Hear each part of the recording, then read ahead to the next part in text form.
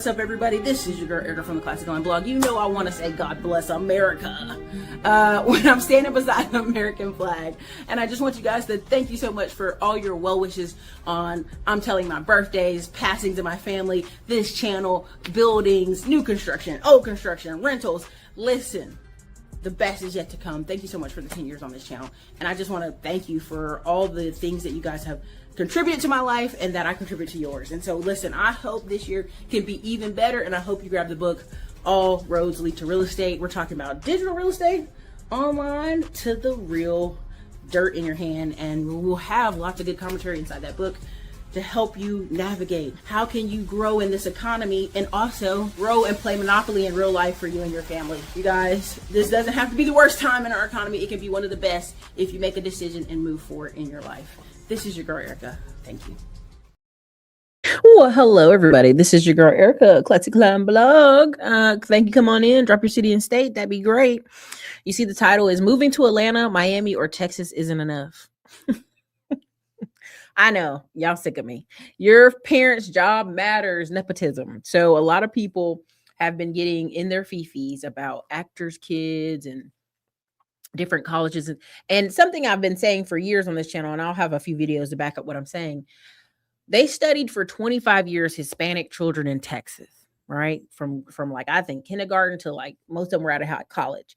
And the reason they did that is they were putting money behind this study to show that these kids would just be assimilated into Americans' population and it all good. Everything would be all good.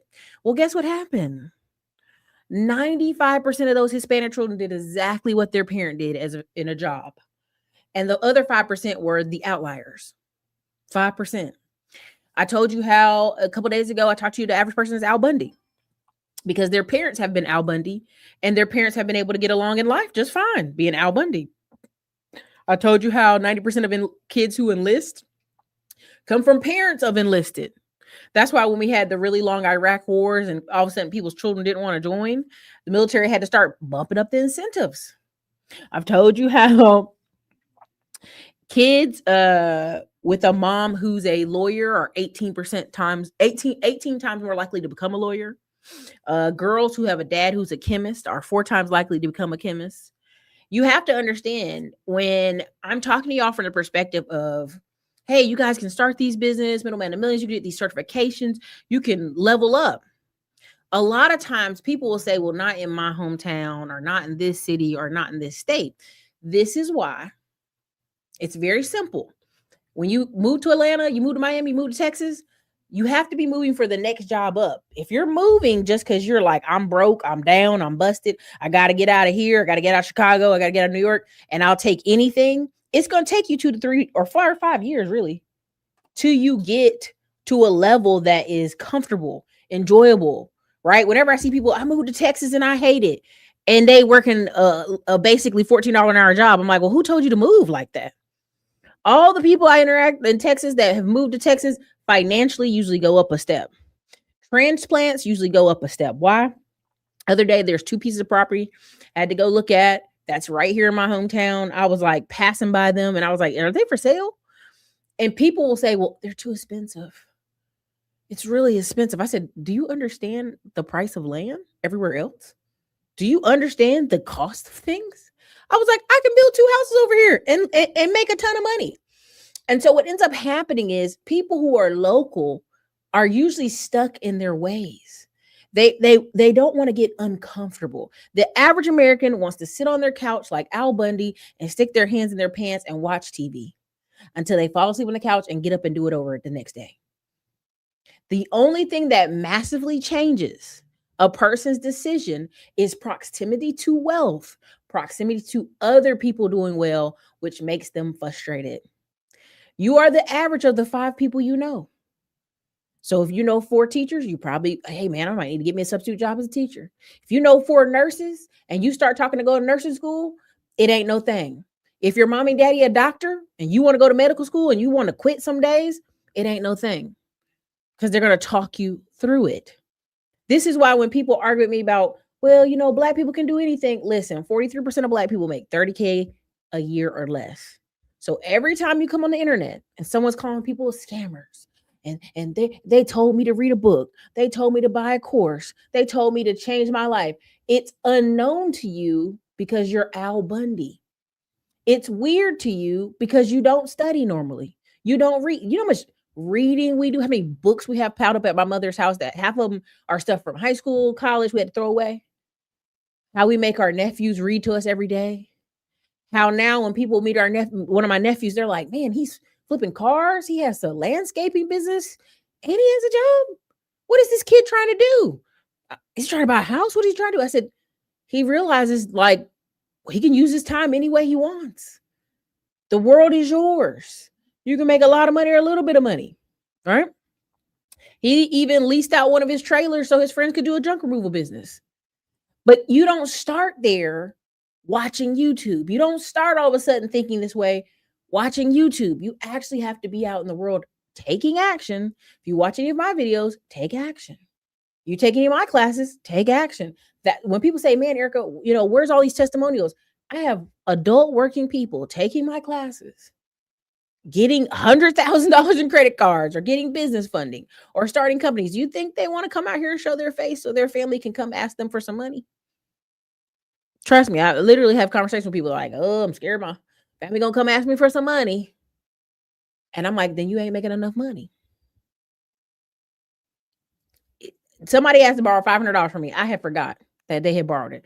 They came all nervous last week, gave me my money back. I said, what's that? That money you loaned me. I said, man, I totally even forgot. Because I've gotten to a place financially in life where, hey, you bring it back, you bring it back. I'm not going to break my neck or break your leg or go crazy because of $500. Now I understand everybody's not there yet.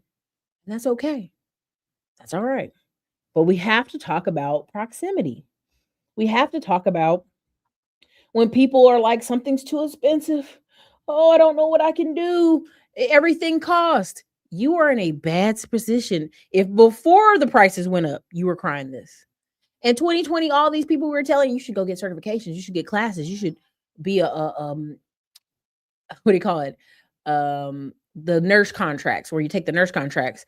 We had CNAs who were doing videos saying, man, I made 100K this year as a CNA, being a traveling CNA, right? And many people are like, oh, so much work, so much math. That's everyone's concern. Is there math involved? Y'all, that's why we have math tutors. That's why they have free studying centers. People will put up their own roadblocks and their own limits in their mind. You know how I know? Because it's easy to be the average of the 5 people you're around.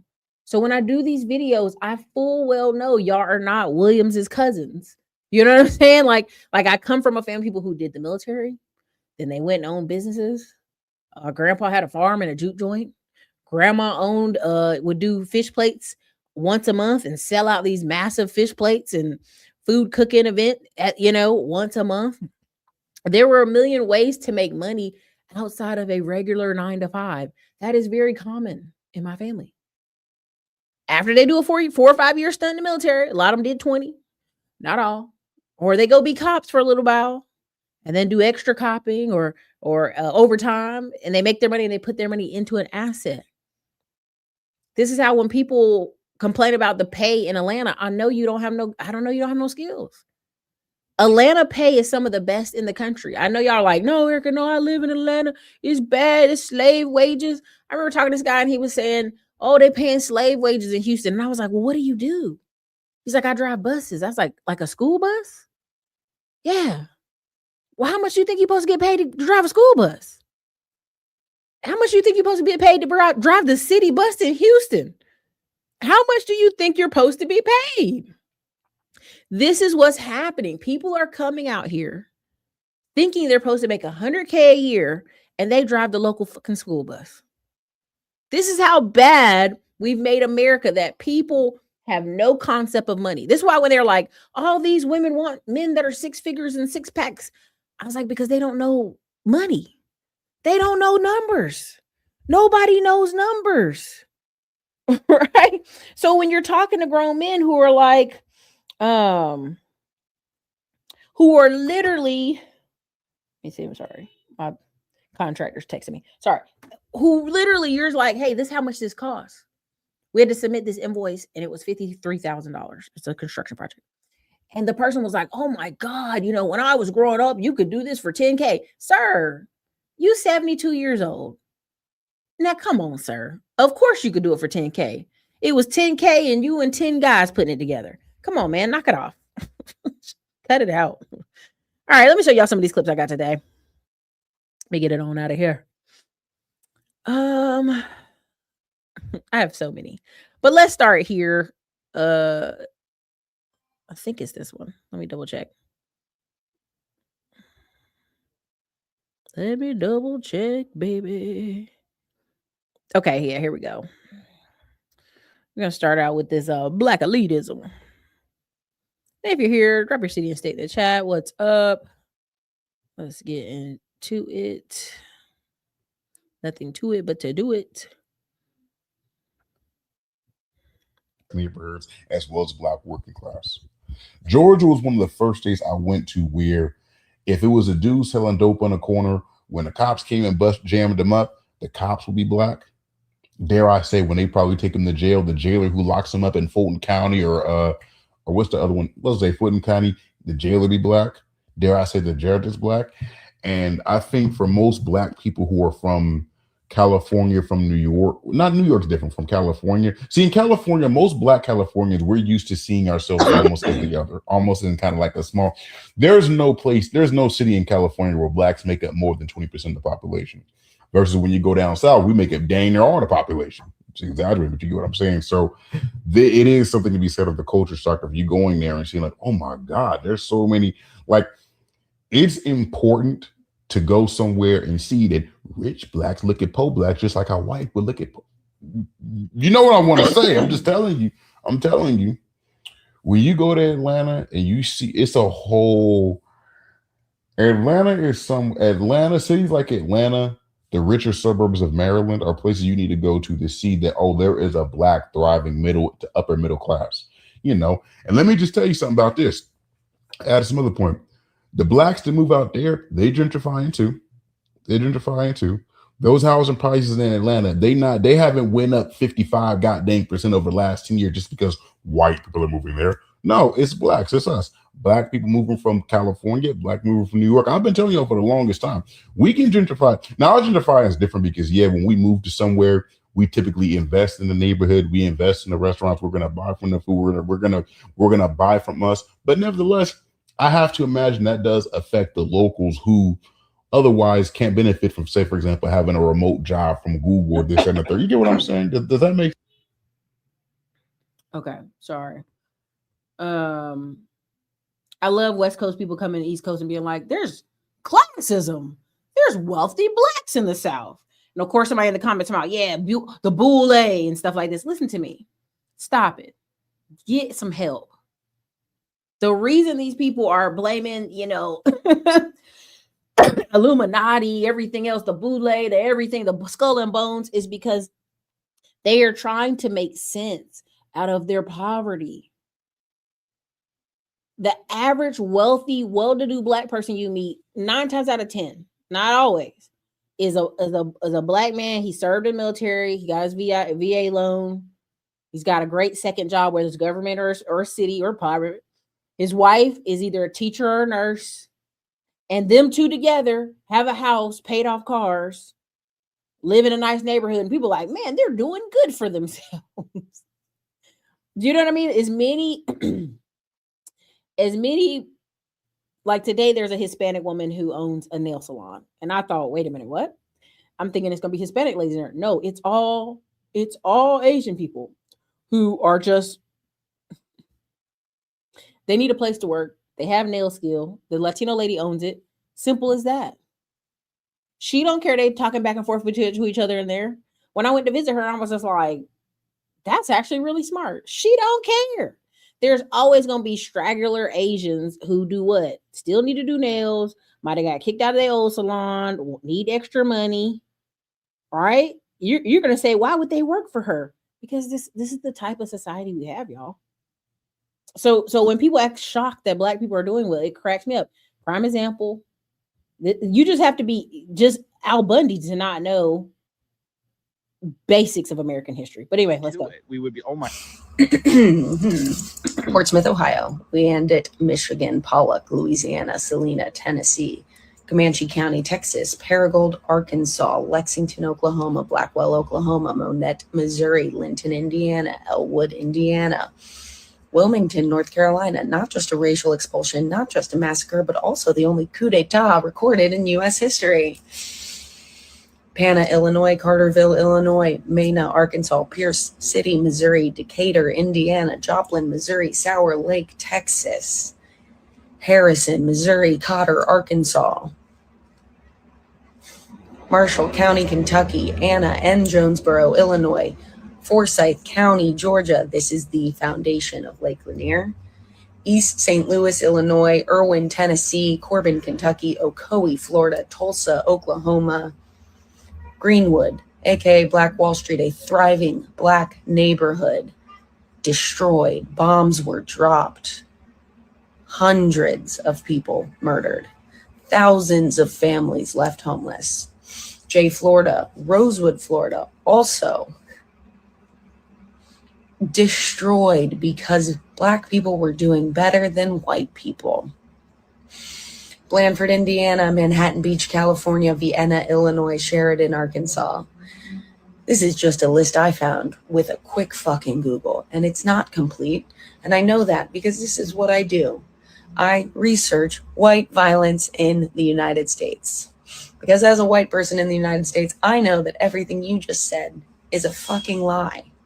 You gotta pick up a book, my friend. You have to pick up a book before you record things. And I'm going to put some in the caption for you to do a little bit of homework, right? Because white Americans have never allowed black Americans to live in peace a day in their fucking lives.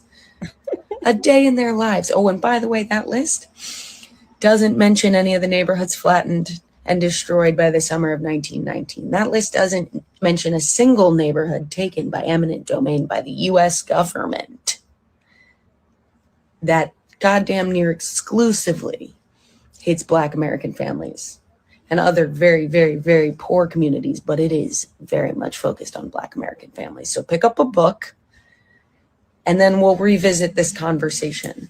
Thanks. People start a functioning black community. And again, so these are talking points where like, all the black people are dangerous. Like you even hear black men going online. Yeah, all the neighborhoods are terrible. All the Negroes everywhere is terrible. The other day, I was riding the car with my younger siblings, younger nephews and another child. And I said, Negro, please. And they looked at me like, that's a bad word. You can't say that. I said, what do you mean? You can't say that bad word. I said, who told you it was a bad word? They're like, at school, you can't say Negro, please. It's a bad word. I said, Negro is in the dictionary, baby. You got the Negro Leagues, the United Negro College Fund. Who told you at school that's a bad word? I want you to understand they are simply erasing words they don't like and teaching children, yeah, it's bad to bring that up. Don't bring that up. And so what you have is a population of very Al Bundy people out here, okay? Al Bundy people who it takes 10 seconds to Google something, 10 seconds for you to Google, and then they hop online and say something absolutely stupid, and then they tag them, and then they try to hide their pages. No. Come back out with that goofy talk. That's why I keep telling y'all the average person you meet is Al Bundy. When I would go on vacations in Mexico, other places, they'd be like, what you doing out here? I'm like, I'm on vacation just like you. And they would be sitting there trying to figure it out. It was always quite interesting. Here we go. Another one. This is a black man just sitting in his neighborhood, minding his business. And no, I'm going to go into business, but I just had to show this because this is an example again of you could be sitting somewhere minding your business. And because these people can't figure out black people got money and y'all live over here. Yeah. Ain't that crazy? We live over here too. They are trying to make sense that they have had a head start. They've got all the luck. They know all the bankers. They know lawyers, and they are not doing well. That's what we're encountering right now in our society. Watch this video and let's talk about it. So you just went like this to me. Why'd you do that? Do you live here? Do you live here? You live here? Yeah, I live here. Okay. What is your problem? Because we get a lot of people that walk Man, into back the your store. dog up for me. Don't walk up on nobody telling them to leave, bro. Where do you live? Where do you live? I can't tell you where I live. I can't tell you where I live. What's wrong with you? Where do you live? Don't walk up on nobody like that saying, where do you live? Do you live here? Do you live here? Yes, I do. Yes, I do live here. Show me where you live. For what? Because we get a lot of people that walk I don't into care here. what you get. Don't walk up on me. Why not? What are you going to do about it? Doing exactly what I'm going to do. What are you going to do? I'm going to follow you. Since you think I don't live here, I want to see where you live at. I'm coming to the dog park. Yeah, come to the dog park and mind your fucking business. That's what you need to do. This No, is it's my not. I'm not your business. Yeah, it is. No, I'm not. Yeah, you are. I'm Dr. Michael H. Ford, and let's talk about what you just saw. A man walking his dog in his own apartment complex decided that a black man existing in that same space required an explanation. He asked, "Do you live here?" 4 times. He demanded, "Show me where you live." He said, "This is my business." It was not his business, and what you just watched has a name. Researchers call it racialized covalence. It is the documented pattern of residents monitoring, questioning, and demanding proof of belonging from black people in shared residential spaces, misidentifying them as suspicious outsiders in places they have every right to occupy. It has been documented across multiple peer-reviewed sociology journals, and research consistently finds that black men bear the brunt of it. This is not new. For decades before the Civil Rights Act of 1968, sundown towns existed all across America. Municipalities that enforced policies excluding black people from being present within town limits after dark through discriminatory laws, intimidation, and violence. The signs are gone, but the mentality that black people need to justify their presence in certain spaces did not disappear with them. It shapeshifted. It became a neighbor with a dog asking, "Do you live here?" 4 times. In the United States, you have no legal obligation to prove your residence to a neighbor. None. You are not required to show anyone where you live, produce a lease, or justify your presence in a shared common area of a residential complex. The only person who can lawfully demand proof of residence is law enforcement with proper cause. A man walking his dog has zero legal authority to demand anything from you. The black man in this video knew that. He flipped every question back. He held his ground without raising his voice. He said, "I don't care what you get. Don't walk up on me." That is not aggression. That is a black man in 2026 knowing his rights. That is a black. So again, whenever I see these interactions, y'all talking too much to these people. Y'all talking too much to these people. You see, he had his phone in his hand. He was ready. "I'm gonna call the police. I'm gonna call the police." And they always pick the right one. They never they never pick somebody. Listen, let me tell you something. I can still carry, and y'all already know that about me. I was somewhere in Texas. This white man said was like, "You're parking in the handicap spot," and the whole place is full. I turned back around. This Hispanic guy said, "Who are you talking to? You talking to me? You talking to you?" I said, "Are you talking to me, sir?" I said, "Sir, you don't want it with me. You better find yourself somewhere to be." And then I went inside the store and told the manager I was scared. There was a white man scaring me in the parking lot. Listen, these people, even if I have it on me, I'm still gonna make sure that somebody know this man's scaring me. He's aggressive to me. He's hollering at me. I remember one time I was somewhere and they were like, I'm not even gonna go over all the retarded times, but I've literally had moments where I just look at the person like they're crazy. Like, "Are you speaking to me?" I've had white women be like, "Yeah, girl, you know." I'm like, "No, I don't know." I get real extra white lady voice then. I'm like, I don't know what you're talking about. Please back up for me. You know what I'm saying? Like, excuse me? You know, the thing of it is I'm telling y'all, the average person assumes, and even though I'm telling y'all the data, 43% of all black people make 30K a year or less, they're assuming, how are you affording to live here? If every day of my life I told black people are poor, they live horribly, they don't have no money, they don't have no jobs, and then I see you living where I live, all of a sudden my whole life is upside down. Because now I got to rethink things. Like, how are you here? And then, of course, whenever it goes viral, they always try to act like, "I didn't mean nothing by it. Packages have been stolen." And, all this goofy stuff they start trying to do. And so, again, stand your ground. This comes from release knowing the law. Like, there was a white cop stopped a black mom and was like, "Oh, I saw you give something to the guy on the corner. I was seeing if you're selling drugs." He was like, "I gave my son coffee." Immediately, she didn't have to say anything else. She could have zipped it. The man said, "I don't know. It could have been crack. It could have been anything." At that point, he was trolling her and triggering her. And she had the camera on him. And I was like, at that point, that's when I say, "Sir, I no longer want to answer your questions. Please provide a supervisor. Am I being detained?" I had a cop one time. He said something crazy to me. I was like, "Stop asking fishing questions. I come from a cop family. You're fishing for nothing. I'm going on vacation. Well, where are you headed? I'm headed east to the beach. Well, what part? It don't fucking matter to you. Like, get your ass out my face. like, keep it moving. Like, y'all have to understand, when the average person is Al Bundy and they don't know their rights, they start engaging back and forth with these people. Who are you? You better get up out my face, and you better do it quick. So again, none of your business. I'd be like, that's when you gotta start starting to call ICE on people. But if you ever live in Texas, I know everybody that watches this channel don't live in Texas. There is a clear distinction between what we call Tex Mexicans and fresh Mexicans. They don't even like each other. Why? Because let me tell you, all the Tex Mexicans barely speak Spanish. And they're very proud that they barely speak Spanish, or they have bad Spanish, or they only know, they can hear it, but they can't respond in Spanish because their parents were super hard on them learning English in the 1990s and the 2000s. So when you have these people who are fresh in speaking the Spanish, the fastest way to piss a Tex Mexican off is to be like, I'm gonna call ICE. Man, they'll flip their brain. Like, I was born here. I don't even speak Spanish. They start going crazy. I just want to tell y'all, like, anytime you want to be in Texas and really piss a person off, like, tell a Tex Mexican you're gonna call ICE. Man, they be so mad. They be about to flip that place over. Because they just don't think, they don't think you like, you can't tell the difference. It's like being a suburb. If you're a cop and you can't tell the difference a suburban black person and a hood, ghetto, dangerous black person, you're not doing your job. The same way the Tex Mexicans look at you, like, when you can't recognize that I'm from here. I live here. I'll be like, all right, my bad. Here we go. Let me play this. Let me get on out of there, because somebody's like, you're talking about race a lot, Erica. I'm talking about money. I'm talking about how can you move up in America? You're the average of 5 people you know. You're the average of your parents. Okay.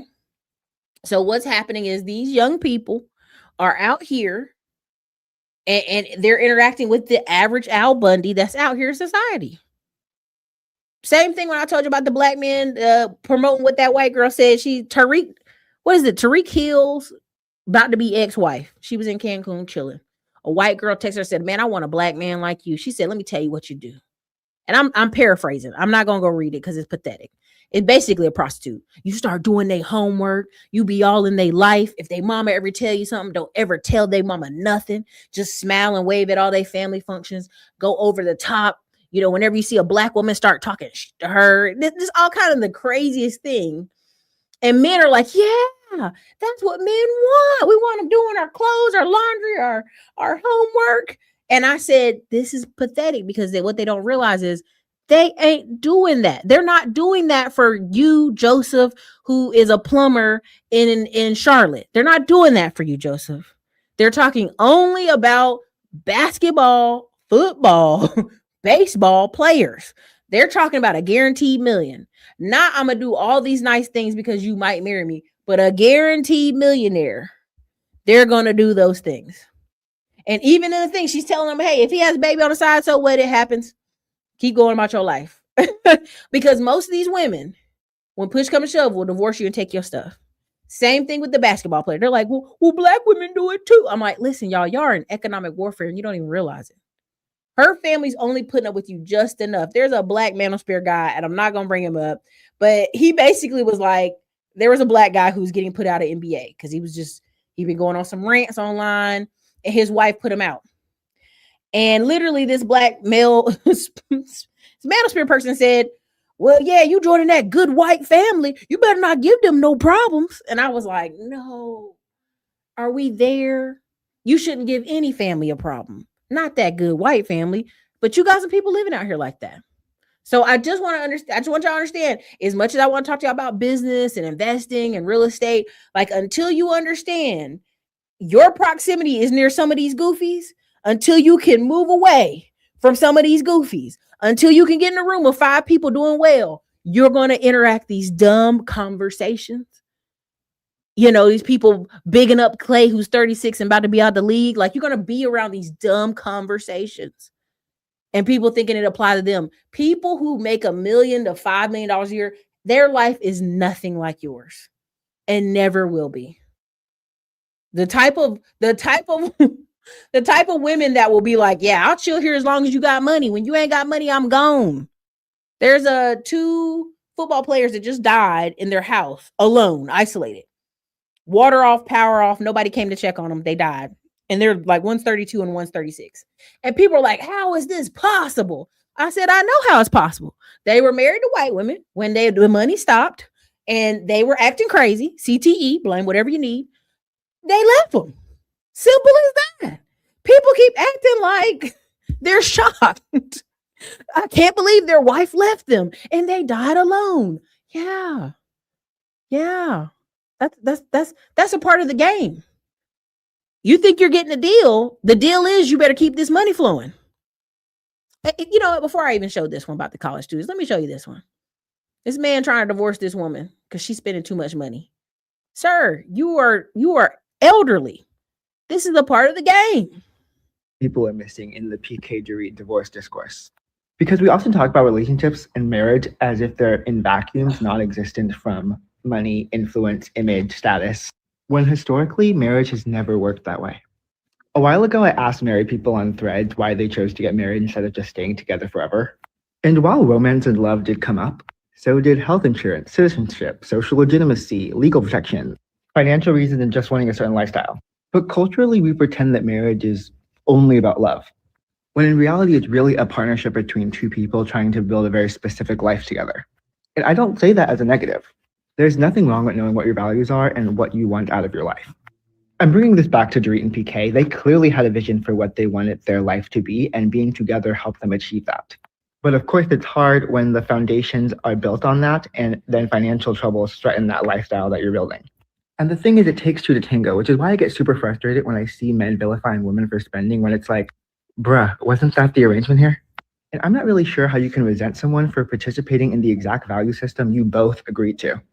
And I don't know these people. I just thought this situation is a great example of how men specifically will say a woman is shallow, materialistic, etc. in these situations, while simultaneously not acknowledging that having a woman like that by their side is both socially and economically advantageous for them. It literally has a name, the marriage wage premium, where men who are married will earn like 50% more than comparable single men.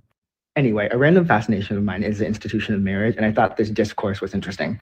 Sidebar, I cannot believe they didn't do a private divorce through mediation, because there's no reason we should be knowing their income and expenses. Here's what I think people are missing in the PK divorce discourse. Because we often Okay, let me keep moving. Because if you 70 years old with a 30-year-old, you know what time it is. Knock it off. Cut it out. You know what time it is. You know, for lots and lots of very good reasons, kids are forced to go back either to the family, or what's financially more of a burden is when you need your parents' help and you're not living at home. Like when you're living at home and you're sharing the car and the groceries, it certainly increases their expenses, but not to the same extent as, can you pay my rent? Can you pay my car payment? Can you, like keep me on your health insurance? Those are big ticket items and they're expensive and they can be very difficult for parents. It used to be that you were done after college and you never came back, but now, for lots and lots of very good reasons, kids are forced to go back either to the family, or what's financially more of a burden. Okay, do y'all understand what's happening here? These people think, again, I keep telling y'all, these people parents are like, you're 18. Most of these people parents are not paying for their college. And then they're like, the kid needs more help. Y'all, the whole point when you have a kid, right? These people love telling you about how they want a legacy, but they don't want to invest in the damn legacy. The legacy of what? Poverty? Your kid asked for some money for rent and you like, you need money for rent? I'm gonna say this to y'all. My family helped me get about 6 cars before, and I was wrecking them, having car accidents, all kind of goofy stuff before I bought my first car independent of my family. Yeah, my dad got arrested, so it was like, wreck another car. And I'd be like, oopsie, it was wrecked. But again, I come from a family who owns car dealerships. Okay. I come from a family right now who is able to put several male military, about to be out, getting out of military family members into housing. Just excess housing. We like, oh, you need a house? Well, we got one left in Raleigh. You want to rent that one? I don't think y'all understand. People don't really understand what having a kid actually means. It's not a 18 years and I'm done job. Like whenever I hear any men say, yeah, you know, you got to deal with that woman for 18 years. No, you deal with that person for life. When y'all have grandkids, when there's Christmas and Thanksgivings, when there's future weddings. So the average person is in America is in this ideal that they move away and that's no longer my problem. That's why it matters what your parents do. Parents who are lawyers, parents who are doctors, parents who are actually have something going on, try to figure out how to get you back into what's going on with them. I'm talking about insurance parents, people in sales. I know two, a father, son that both work at Dell in the sales department. Well, one works with enterprises and then the other one works with international sales. But the point of the deal is he's there because his daddy's there. And so this ideal that, oh my God, this adult person needs assistance. This is crazy. Stop. This is the same Gen X. I know y'all say stop beat up on Gen X.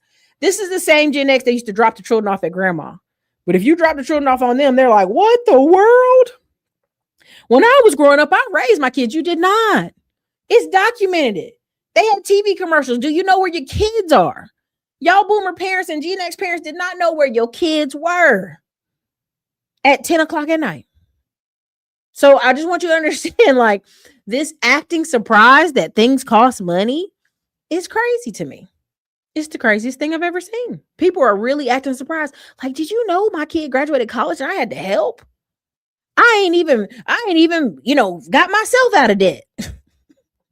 And you're just like, yeah, sorry about you. Real sorry about you. Sounds terrible. Again, one more time. I know the black people like, no, don't do it, Erica. I have to do it. Sorry. Sean Gathright is the perfect example of moving your kids to the suburbs not being enough. Even with them away from the BS, you still got to keep them busy in extracurricular activities. Give them a hobby because video games and music will brainwash them. You can tell he didn't know the problems that came with the street life because he bust out crying as soon as he was found guilty. He even talking proper as hell now, so he don't get the death penalty. This dude chose to be a crash dummy instead of being a suburban kid, all because he was bored and wanted to thrill seek. He wasn't a part of no gang, didn't even know Fulio, but he suffered an identity crisis and threw his life away at 17. This should be an eye-opener to all the kids out there. The prosecutor said he will work in prison until he dies. They need more young people in prisons because the older ones are aging out. Y'all can call it modern day slavery, but you became a slave to the choices you made. The judge doesn't care about how remorseful you say you are. They don't care about the tears you and your mother shed. Okay.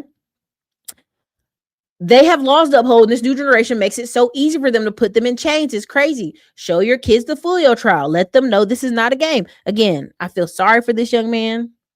I'm not saying what murder is awful. It's awful.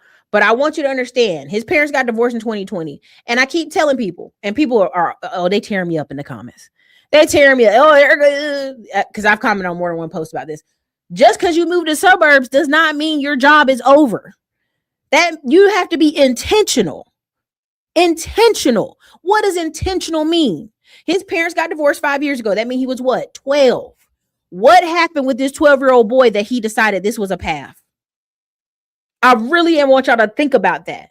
12 years old, my nephew was out there cutting people's grass and hanging out at his grandparents' dealership. I just want you to understand, if you don't have things set up for your kids, you are leaving them to the wolves. There's two other kids who their parents are like, they're a follower and they shot somebody. And he's only 16, but he's a follower. I said, if you knew your kid was a follower, why is your kid not at a boot camp? Why is your kid not taking karate to know how to defend himself and build up self-esteem? These the same parents that got time to go cheat in the break room at Amazon. These the same parents that got time to cheat on their spouse and get caught. These are the same people got time to get divorced, but somehow have no time. Because I moved to the suburbs. That means nothing. That means nothing. I bet you money. Parents divorce. He's bouncing back and forth. There's no really reinforcement on the rules, and he falls into this kind of goofiness. Okay? At 17, I'm not trying to be funny with y'all. By the time you're 17, not all families develop the same. I'll be very clear about that. But if, God forbid, something happened to both of your parents, at 17, you should be able to kind of, even though you're full of depression because your parents died, you should be able to work a job, do math, pay bills, wash your own clothes, cook food, and take care of yourself. Do you know what I'm saying? Like you should be, it's a very sad place. You should be at a place where you could step in adulthood, even though we know you're a child. We know you're under 18. This is why when men say, she 18, like, is she 18 though?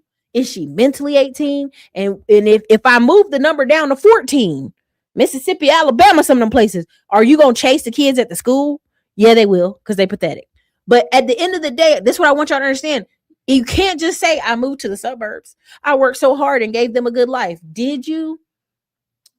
You got adults who don't know their child can't read, and the child's in 5th grade, 6th grade. You cannot be doing that great of a job. Erica, I'm doing the best I can. You're telling me your kid never stood in front of you and read a piece of paper, read his report, read his school report to you. He didn't read assignments to you. You telling me you did not know at all this child couldn't read at this age? And I'm not talking about this kid in the picture right here. I'm just talking about in general. This is why when people try to tell me they're the parent of the year, no way, baby.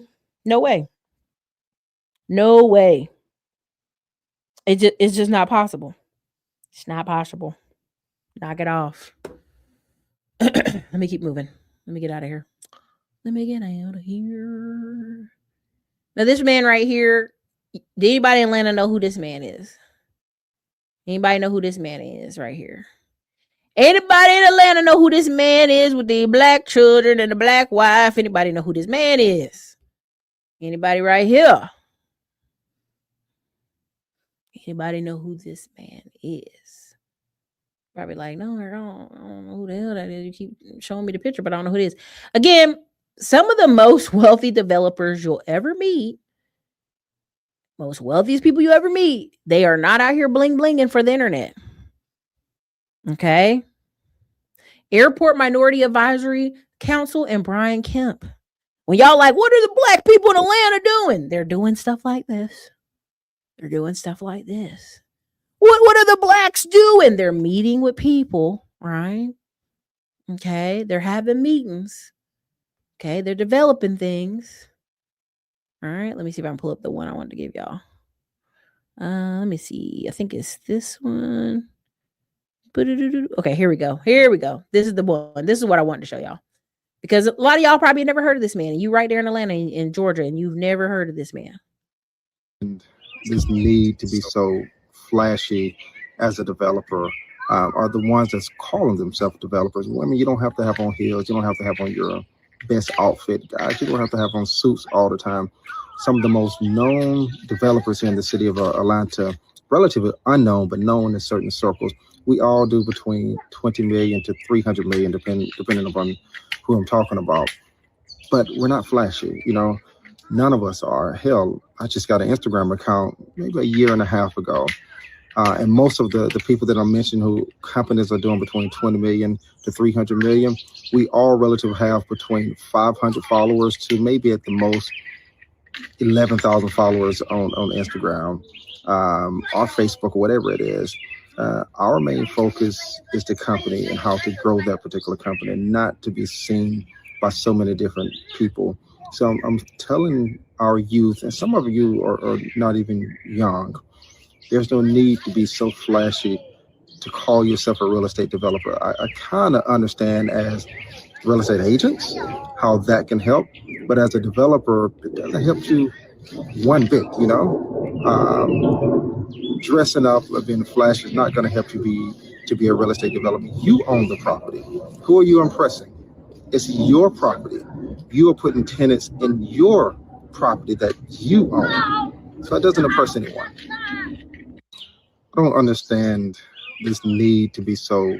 Now, I told y'all we've been having the epidemic of the BBL real estate agent for a while now. We've been having that. That's nothing new. Some of the girlies, I will give them their props though. With them BBLs, whatever money they done made from real estate, they start building and developing, which is great. And so now they're dressing in a way that you wouldn't commonly see developers. Again, I told y'all I can close my eyes right now, and the 90% of the Black men, Latino men I run into that are developers, they are wearing blue jeans, a brown or tactical belt, a black polo, either a black polo. I'm literally closing my eyes as I think about this.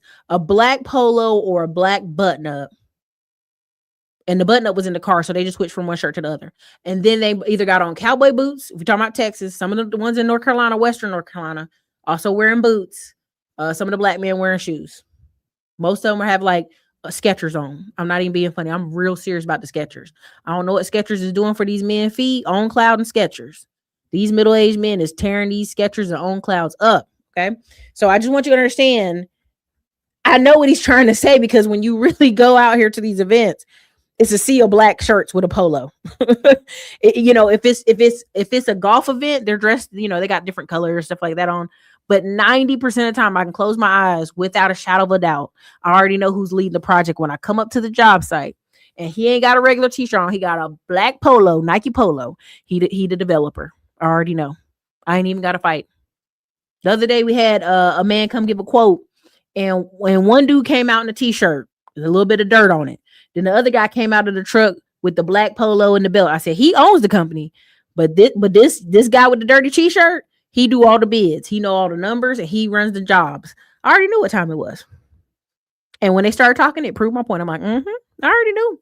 So again, you don't have to be on the internet to blow up. You don't. Now, does the internet help put some jet fuel on what you're doing? Heck yeah. I can tell you right now, there's 4 or 5 people who they got on their Instagram the past year, and they get 90% of their clients from Instagram. They get 90% because the average person, not all people are Al Bundy, but the ones that are making money, moving around, right? Talking to people, they saw them on the internet. Because they don't know how to join associations. Somebody asked me, what's my thoughts on MLMs? I don't recommend them. I don't recommend network marketing. I've been always doing affiliate marketing over my career. But I can tell you now, you know what I mean? Like, I can tell you now, the what people are searching for via MLMs, they could go get with an association. Because what you're ultimately looking for is people in that stage of life with you who are trying to grow. And you're pretty much going to find that via associations. That's all. Like, you want to go to conferences that motivate you and all that other stuff. You can do that without an MLM. You can do it without an MLM. You don't need an MLM to do it. You do not need network marketing to do it. In fact, right now, one of the franchises I bought into was $3,000. No, it was $5,000. It was $5,000. And the person was like, oh my God, you want to do this blue collar thing? Yeah. I know it makes money. Same with insurance. If somebody tell me they joined an insurance one, not Prime America, but actual insurance, regular office, like all these things that are sales based work. They just do. So, stay focused though. Anyway, you can go look at his page. You can go check him out. But again, when y'all ask, where are the wealthy Black people at? They out here. They out here every day. They out here every day. So anyway, let me go on to the next. This is Punch List Parker. Again, so many people are like, how are people making money? Let me see if I find it here. Let me go here. All right. So you're like, how are people making money? What's the dealio? And again, you probably never heard of these.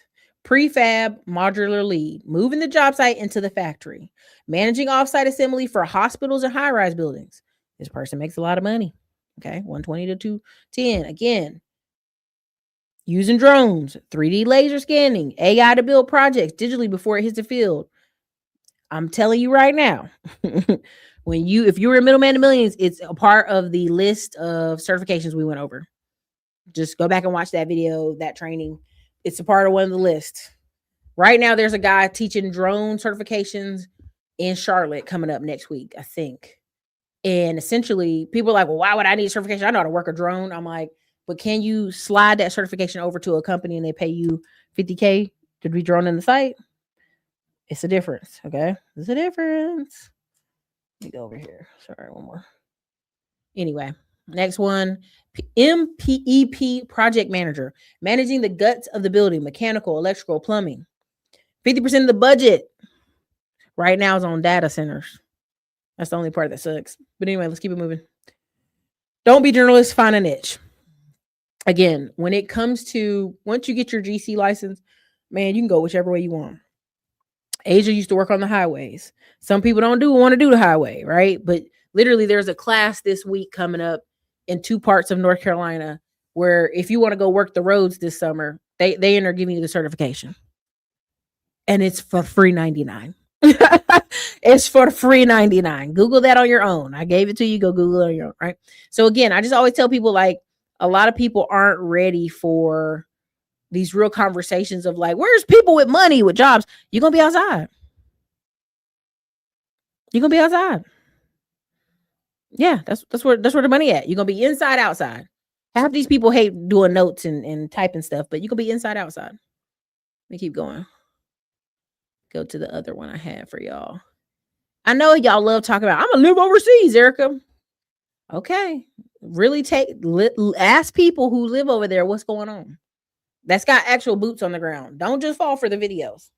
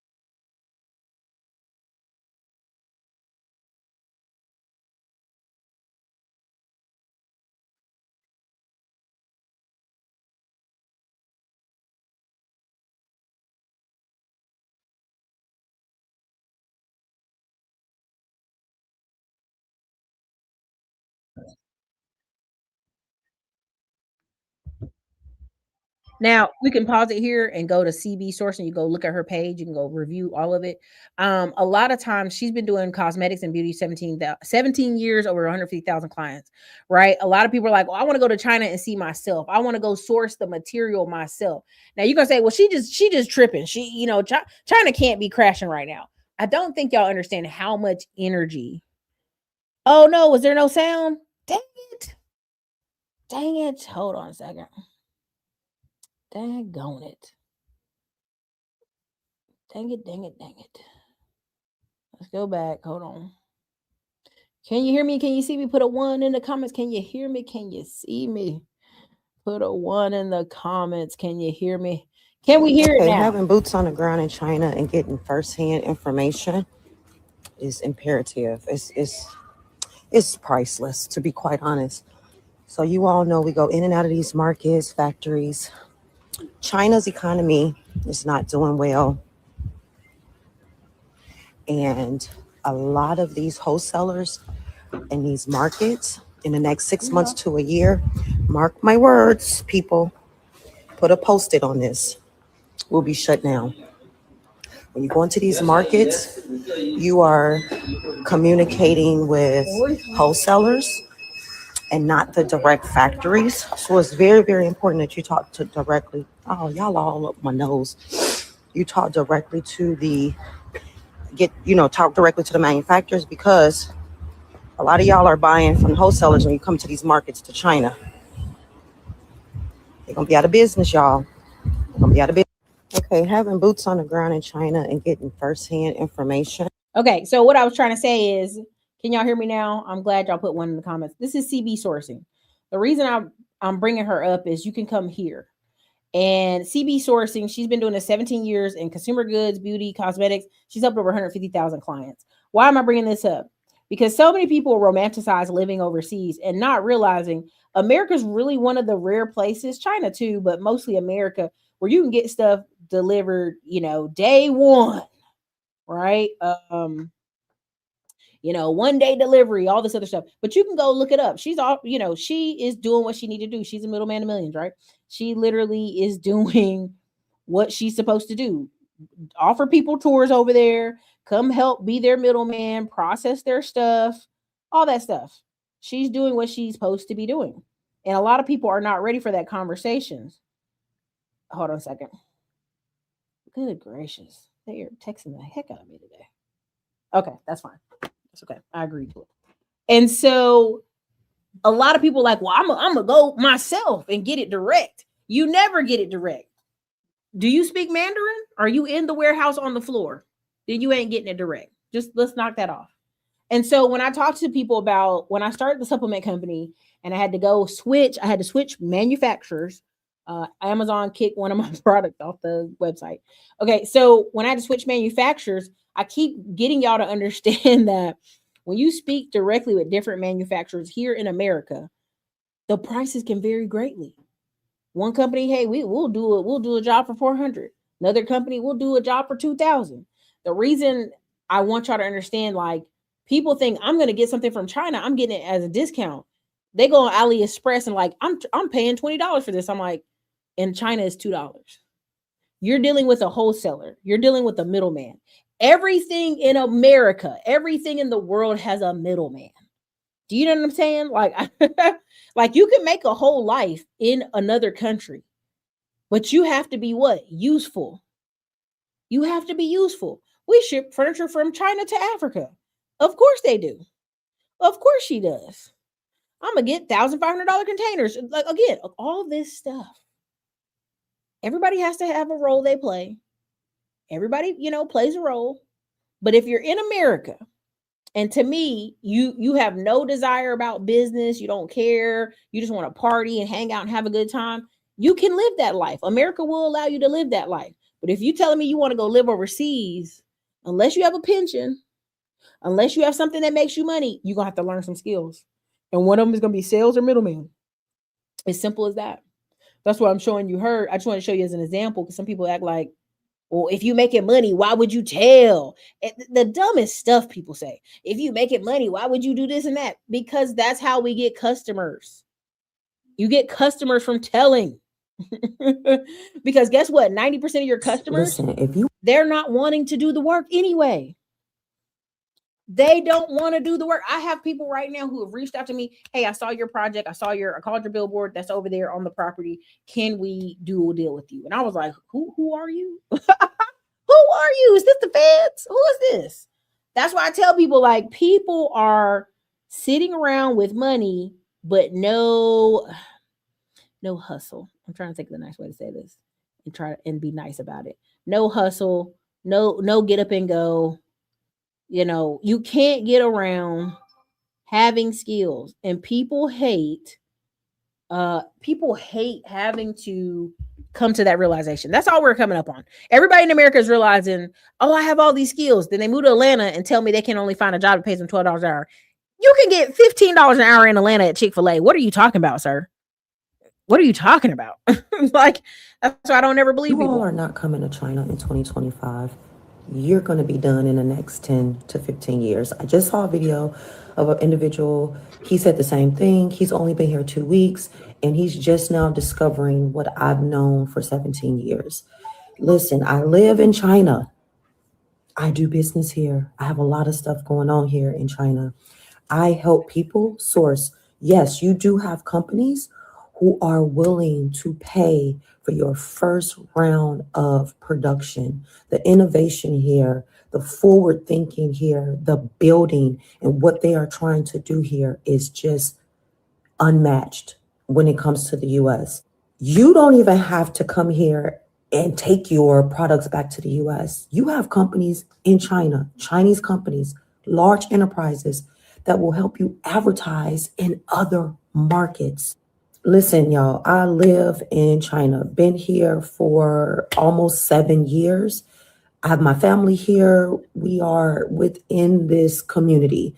And if you are owning any type of brand and you are doing business in China, this is the time to get here and to connect with manufacturers. They are literally helping. I can't even speak about all of the stuff that is going on. And it's kind of hard because you have to be here to even understand the gravity of what I am saying. If you are an entrepreneur and you're not coming to China in 2025, just hang it up. Listen, if you all are not coming to just hang it up. Now, there are some developers I know who are going to try to get certain materials for certain stuff. But overall, what you have going on in America, and I wish I could talk more about it. I just left this training. I got to do another one. I'm not going to be available on Friday, I think, because I have a class, a real estate thing I have to do. I have to do it all day. And long story short, there are people who have little warehouses in parts of Georgia I've never even heard of. And they're building and developing things there. And I thought, this is interesting. Come to find out, y'all, it's a Chinese company that's in the middle of nowhere, Georgia. Northern Georgia, in the middle of nowhere. I said, well, first of all, I ain't coming to the factory because that's too far away from Atlanta and Augusta. I need to be somewhere where I can know I can get some help. Okay. They just had them twin brothers disappear in them parts of Georgia. I'm good on that. But I want you to understand, like, that's what it takes. If you're talking about, I'm a wholesaler, I'm a drop shipping from China. Nah, she got her whole family in China because she already know what it is. Let's be honest. She's a woman. She's black. Okay. But once you stay consistent, then people don't care. It's all about money. Like, same thing in America. I keep telling y'all, you come out here, you have an office, you put about 5 to 10 girls in there. They get to a point where they're pushing because their paychecks depend on the company doing well, right? So you giving them tasks day after day after day. And I have a friend's office like this. Them girls in there tearing them phones up. I've never seen an insurance office run like that in my whole life. I was like, these women is calling all day. They got headsets on like truckers. They just making calls. She's like, yeah, we get our leads. We pay for the leads. We do this, we do that. And I was just sitting there shocked. But you have to understand, unless you're willing to produce some type of office, produce in a business, in some type of system. That's why whenever y'all show me or y'all send me clips of like this guy selling all his real estate and leaving, I'm like, he can go live anywhere. He's still going to have something that pays him reoccurring income somewhere. Wherever he is, he's going to need it. Okay. So I don't think people understand, like, you have to make the party. The party comes to you. Now, this is a smaller example of bringing the party to you, but this is the Tuskegee blueberry lady. She turned a forgotten farm into a community gathering place. Now, you can go read this on your own. This is Southern Living Magazine. Long story short, she was a counselor for like 20 years and then bought this 20 acres of land that ain't nobody done nothing with and started being out here, cleaning it up, dedicating it. You already know how we do in some of these places. She picked blueberries because they don't need a lot of nurturing. If they get the right soil, they take care of themselves. Also, side note on blueberries, y'all may not know this, but blueberries is a superfood. 1, most people should know that. But 2, blueberries goes in some of them granola bars y'all kids are eating. It's a great binder. I don't know if y'all know this or not, but only reason I know so much on blueberries because our family used to own a blueberry farm like forever ago near the beach, right? And on top of that, blueberries, right now, you got a blueberry farm, you got some money. I'm just going to tell you that. Like, this black lady's like, I only got 2 acres. Baby, when they really give her this money they're trying to give her, she gonna plant 6 more acres. Give her a minute. She older, but she's now made it like a place to be, a place to come. And I don't think people understand how that happens, right? You can throw events at and this is Tuskegee, Alabama, just by the way. You can throw events at places. You can, again, they having a Harlem Nights kind of a dance thing. I mean, you make the party. Whatever city, state you're in, you make the party. You complain about community, again, you make the party. Okay. So anyway, I just want to show y'all that just on China level, outside level. Also, I want to show you this is not me picking at the Midwest. It's not. But I'm telling y'all, they trying their best to hold that Midwest up. They're trying their best. Okay. And there's some really great companies. Like this guy left Austin because he's like, I have an AI job waiting for me. It's a AI robotics company. And they're in, is it Cincinnati, Ohio? I think it's Cincinnati, Ohio. But his wife saw how cheap the houses were and was like, we can do it. So anyway, they're talking about they're trying to tell you like the Midwest still has a lot of people. You can come here and get real cheap property.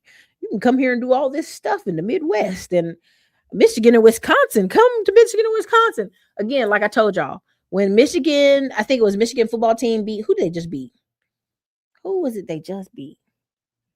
Last year when Michigan, who did Michigan beat? Was it Miami? Or was that Ohio State beat Miami? Who won the college thing? One of y'all guys help me. Google it. Let me. Long story short, I was like, yeah, top 10 schools or the Big 10 have always been the Big 10. But tell me who other than the Big 10 is like, I got to move to Michigan. I got to get to Michigan. I got to get to Wisconsin. Who? Indiana. Okay, so Indiana. Well, who did Michigan beat last year, y'all? Indiana won. It was Indiana versus Miami. You guys are right. Well, who the heck did Michigan beat? I can't remember. But I remember what's his name was working at Michigan before he took that job with the Rams. Was it the Rams or he took it with the Chargers? One of the Harbaugh brothers. Anyway, one of the Harbaugh brothers was up there. And that was the first time I even like Michigan. Who the hell up there, right? Who want to take that job, right? So anyway, long story short, the belle of the ball right now, if you watch that video I posted in the community wall, it's Texas and Florida. And they stop being the belle of the ball if the money stops, but right now they're the belle of the ball. Let me play this right here for you. Nobody want to hear this. Nobody wants to hear this. They're going to say this is propaganda. This is propaganda. And I'm going to tell you why it's not. He says it doesn't matter whether AI destroys or elevates your career. The answer is the same. Work harder right now. Here's his logic. If AI devalues what you do, then your current salary is the highest it will ever be. So make as much as you can before it drops. And if AI makes you more powerful, you should be investing in learning AI skills right now. No need to fall behind on something so important. This is the full article, but if you're too lazy to type it out, just comment Tyler and I'll send it right to your DMs. One of the most respected economists just published a warning I can't stop thinking about. He says it doesn't matter whether AI destroys or elevates your career. The answer is the same. Work hard. Okay, now many people say, oh, this propaganda, Emma Green is propaganda. You guys out here trying to force people to work hard and come up in these offices. I'm not going to do none of that. I'm staying at home. And I just always look at them and I'm laughing because I already know what time it is. If you're saying there's ageism at work and you're going into your 50s and they're paying you 150, 120, 130, baby, this might be the highest you'll ever get in a job ever again, unless you start your own thing. I want y'all to understand that if you're in your 50s, 60s, you're working at a job, they're paying you 135. If that company fires you today, do you have a skill that you can go to another place and get that amount of money? If you're in medical, possibly. If you're a lawyer, if you're a dentist, if you're a dental hygienist, I mean, if you're whatever, right? We can go down a list of actual things. But in general, are you going to get that same amount of money? If you're like, AI is coming, this is the loser answer. Well, AI is coming, so AI is about to be driving trucks. AI probably won't drive trucks for 10 years. So there's a 10-year window you could be making hundreds of thousands of dollars every year. But you like, well, AI coming. Okay. This weeds out the losers. This is what it does. Oh, AI is coming and my job's about to be replaced. Well, ma'am, do you have another job you can make that much money? No. Well, guess what you should be doing? You should be paying off something, right? In my hometown, they're closing. I think it's called Kelly Springfield Tires. I think they sold Kelly Springfield to Firestone. And now Firestone is leaving the end of next year, right? Or something to that effect, 2027. And they're like, oh, it's going to be so devastating. I'm like, no, it's only 1,700 people work there. And half the people you end up running and meeting are veterans. So they got a veteran check already. But if I know for a fact, a factory that's been paying me $100K a year in the South is going away at the end of 2027, what is my mindset right now, y'all? If I know for a fact the warehouse I work at that is one of the highest payings in the Southeast is going away in what do we call it? A year and what? How many more months? 7 months. What is that? 12 plus 7, 19 months. In 19 months, I'm paying off all my debt, y'all. If I'm really talking about I'm retiring, I'm either paying off my cars, right? I got paid off cars. At least the cars are paid off, right? No car bill. I'm paying off the cars and I'm trying to figure out what's my next move. I got 19-month countdown to figure it out. And so when people look at me and be like, oh, you're so unrealistic. You're being so harsh. Life happens. Lifestyle creep. I'm not saying you should work yourself like a Hebrew slave. I'm not saying that. But if I know in 19 months, I'm not going to have a job that's paying me $100K a year, the next 18 months is me transitioning to my next thing. Military people literally can't just leave the military. They can't just, here's my paperwork, I'm gone. They make them take classes on the way out. And is your resume ready? Are you ready? Right? They don't just open the door and be like, have a good life. They make them slowly phase out. I had a friend, he didn't even have to wear his uniform. He had a button up and slacks on and a belt. And they're like, aren't you still in the military, bro? He's like, yeah, I'm on my way out though. They make you even dress up to have adult life like you're going to the next level. So when people say this is all propaganda, and you got 500,000 black men lost their job and 600,000 black women lost their jobs, where do you think is hiring you and treating you like the government just treated you? I really want y'all to think that, like, literally the white boys are pressing the gas pedal to the bottom of the floor of the car like Fred Flintstone. Hitting the gas. All gas, no brakes. Building up insurance companies, building up sales companies, building up pool cleaning companies, building up roofing companies. And y'all sitting over here like, I just don't know. I can't believe they let me go. It was racism. Baby, the white collar is like, hey, what can I own at this point? Because that's really what I can control. If you've ever traveled to other countries, you recognize quickly the jobs your children have is the ones you create. And when people hear me say that, that's too drastic, Erica. That's America will never be like that. Yes, can your child move to another city and go work at 7-Eleven? Can your child move to any city right now in the country and work some low-paying job? Of course. But if you want your kid to have a $100K plus year job, there is going to have to be a little bit of hand-holding, a little bit of guidance, or you're going to be providing it. You're going to be providing it. That's where that comes from. All right. So let me see if I have the other thing I was going to show y'all. Don't know if I have it. Let me check. I do. We can play the short clip and then I'll play the long clip. Real estate, stocks, crypto, boxing, anything. UFC. The first sign of failure, defeat, turbulence, roadblocks, people quit.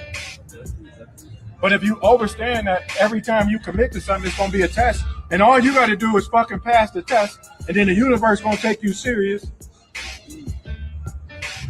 Motherfuckers will never quit. But people going to keep quitting. And they don't never get crowded at the top.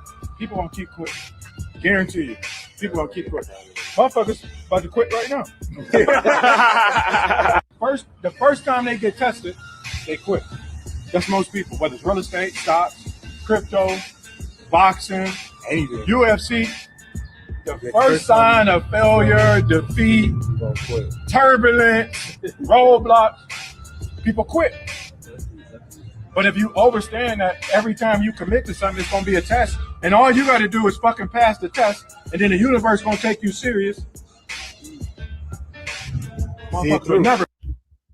Somebody the other day said, my son wants to do silly stuff instead of doing what I'm doing. And I want you to be consistent.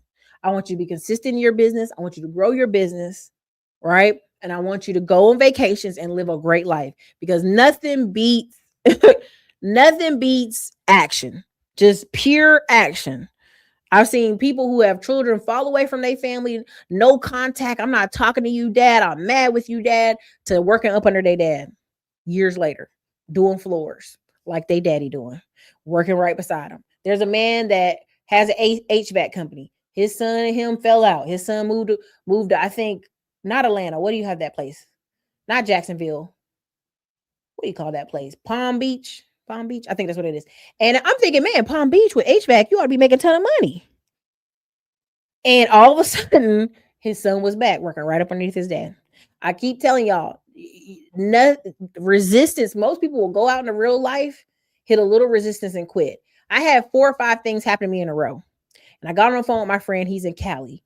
And he was like, damn, with your kind of mindset, I'm surprised you're not a damn billionaire because you refuse to give up. You refuse to give up. I'm like, why would I give up? I done put all these years in. Why would I give up now? Why would I give up when I personally know people who are less intelligent, goofy, and they doing 5 mil left and right? Why would I give up now? I already know what time it is. Just make the phones ring. Either I'm making the phones ring or I'm gonna pay some girl and she making the phones ring. Like, it's very simple equations and systems to follow. Part of why I'm like, okay, well, I'm gonna go ahead and I hate to say exit because I'm really not really exiting. I'm just switching over to vlog style to another channel on some of the stuff I'm doing because I'm more busy. I've for 10 years have been educating, promoting, come do this, come do that. Y'all, the time is now, right? Like, the flip of the switch to go from 100K to 250K easy living via YouTube and teaching and consulting. All that stuff I teach y'all, I really do in real life, and I hope the vlogs look good. Shout out to AM1 and shout out to Peter in Concord. I want you to understand, like, when we switch this style, you'll see, like, I literally have, like, not minions, but I have people working for me. That's the only way it makes it go that way or makes it really turn. If you have to do a lot of this stuff yourself, it's slow at the beginning, but I've just been doing business for so long. I know it's a proximity thing. Anytime money has been tight, I remember we had a friend, anytime money's been tight and people were like, oh man, you should just get a job as a backup plan. He's like, a backup plan? Please, I'm gonna go knock more doors. And it was funny because this dude is hella rich right now in Texas. He's got a big ass $2 million house. He's got a boat. He's got all this stuff. But I remember when he was having like painter shirts on and hanging out with us at bars, and people like, oh, you might want to get a backup job. You might want to do this. And he's like, no. And you have to kind of have that grit about you. You can't be around people who have a bunch of anxiety and try to put it on you. I have people right now in my life that if something's going wrong today, I don't even call them. Because I feel like they can feel it. They can breathe it. Oh, are you okay? I'd be like, yeah, I'm perfectly fine. Like, I don't even talk to them in that capacity because they don't have the energy, the wherewithal, or the toughness that I have.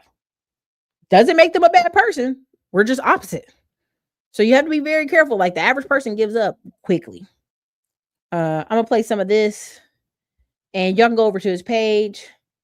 I'm not trying to, this is his member stuff. I'm sorry. I'm just giving a snippet. Y'all can snitch on me if you want. Here we go. Everybody, I'm glad to be here in Atlanta.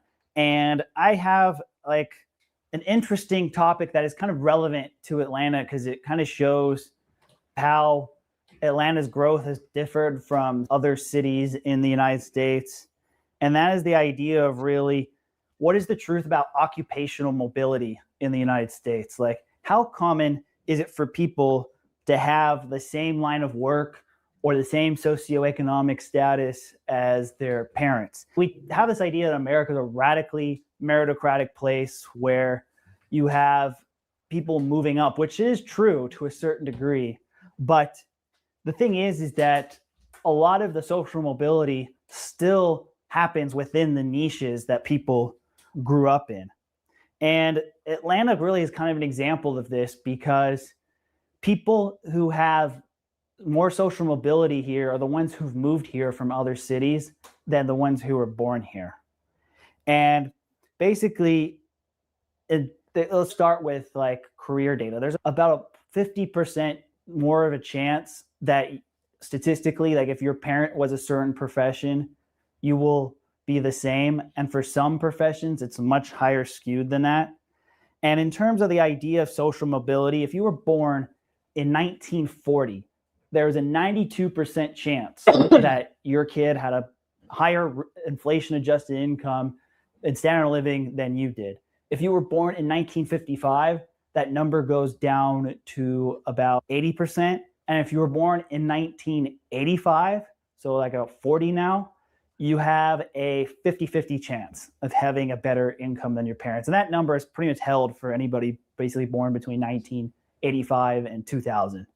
And the people would argue that, oh, this is a sign that America is becoming a stagnant society. It's becoming a rigid class hierarchy, and we don't have opportunity anymore. I think that's kind of a misleading approach, because the reality, when you're starting from a lower level, it's much easier to move up.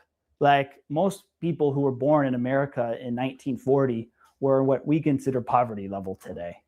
So if you're starting from that low, it's easier to move from there to like the lower middle class or the middle class or the professional class. However, like if you were born in the 80s or the 90s, a lot of your parents are in the professional classes already or the middle classes already.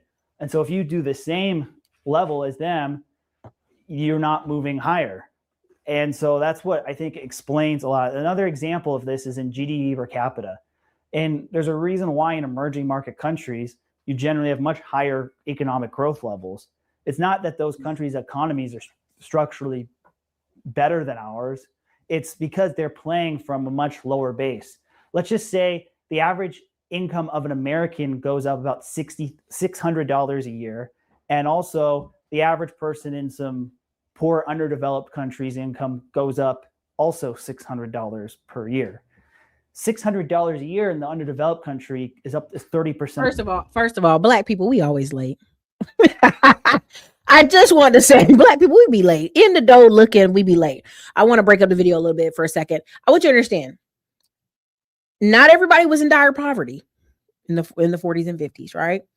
But a lot of people had community. Same with the 80s. A lot of people had community, and grandma, grandpa, cousins, whoever had a lot of big families who helped, right? Who helped each other. But what happens is, what I'm witnessing is your parents went and got a pension. Pensions are not available for us. 99% of places, there is no pension for us, unless you're a teacher, right? Or you're going in the military right now. There's no pension for y'all. And even the military's pension has been adjusted, right? So first of all, take that away. Take that security part away. You should, as a family, go, if the pension is no longer available for my child, how will my child retire at an upper income lifestyle? They won't. Your kid might not even retire, right? So I just want y'all to understand, like, this man has a little bit of the tisms, but he owns an actual brokerage and is super tall and getting married this year. So I be telling people, like, when these men are like, I can't find any women's, I'm like, a dude with the tism that's a little tall from California found a woman. So I think some of y'all lying, but I just want to put that out there. Great job what he does. I'm just putting that out there. You just described me working for my dad after fighting the family business for years and falling out with him during the pandemic. Full circle moment. And guess what? It's going to be better for it, right? Now you know what it's like to be away from it. Now you know it's back to be back with it. Now you can help it grow. I've been saying this since I moved to Atlanta. It's such a weird dichotomy. All the people I meet that getting it aren't from Atlanta. A lot of people from here are struggling. Yes, and it's because they can't see the opportunity, right? I was in a room in Charlotte, North Carolina, and they asked people in the room to raise their hand if they were not from here. And 77 people raised their hand in the room out of like 115 or 120 that were there. And the hunger and the desire for somebody to move here and really show out is twofold, right? Because if you leave New York, and some of the realtors I met left Florida, now you gotta prove to yourself you are who you say you are. Because if I can drop you in any city and you make money, hey, you good. You're Gucci. You have skills. You have real skills. If you leave New York and go to Atlanta, and then you're like, I'm dying in Atlanta, they paying me slave wages. Baby, you aren't who you say you are. You just aren't. That's the fact of it. Okay. Autism. I'm trying not to be flagged on YouTube. Autism. He is a little bit of he's like on the spectrum. He has a hard time making eye contact. You'll see it if you ever go to any of his events or just in general. He's kind of alerting to it. But when you come from a well-to-do family, it don't matter if you got a little of the tisms, okay? And so what happens, because your well-to-do family can put you in a career or pay enough money to get you tutors to get you where you need to be. Ask me how I know. We have one family member who super high functioning, but for sure, I'd be like, they'd be like, is that your cousin over there, sweaty, not giving us eye contact? Yeah, that's him. And he has money and he has a wife. He's good. Like we are like, thank the Lord has delivered. Right? So you can still have a great life, but your family has to have money for you to have that life. Just gonna put that little apostrophe there. That's what the tism is. Okay. But people will come to Atlanta and now they gotta prove it. They got to prove it to old New Yorkers. They see how cheap a building is to rent. I mean, we got people in New York renting buildings for $16,000 a month. For what? Okay. And it's because I'm in New York, but you're in Atlanta renting that same size, if not bigger building for $4,000 a month. It's a commercial building I'm talking about. But so now the conversation is different because what's the excuse now? Right? I know people sitting around with 20, 30, 40K in credit cards. Erica, I'm looking for business funding. That is your business funding. You need to read more and educate yourself so you realize all you need is a little bit of ad spend, somebody answering the phone calls and following up. I just got a pitch earlier today at one of our meetings. Somebody's like, hey, for for $450, we can do X amount of calls. I was like, how many calls you doing? And it was crazy. Like, they can do a lot, but you're in a very competitive market in what I was getting phone call requests for. So the DMV is the same way as Atlanta with these making moves, not from here and vice versa. The only people I know from the DMV who are making it left the DMV beforehand. Yes, agreed.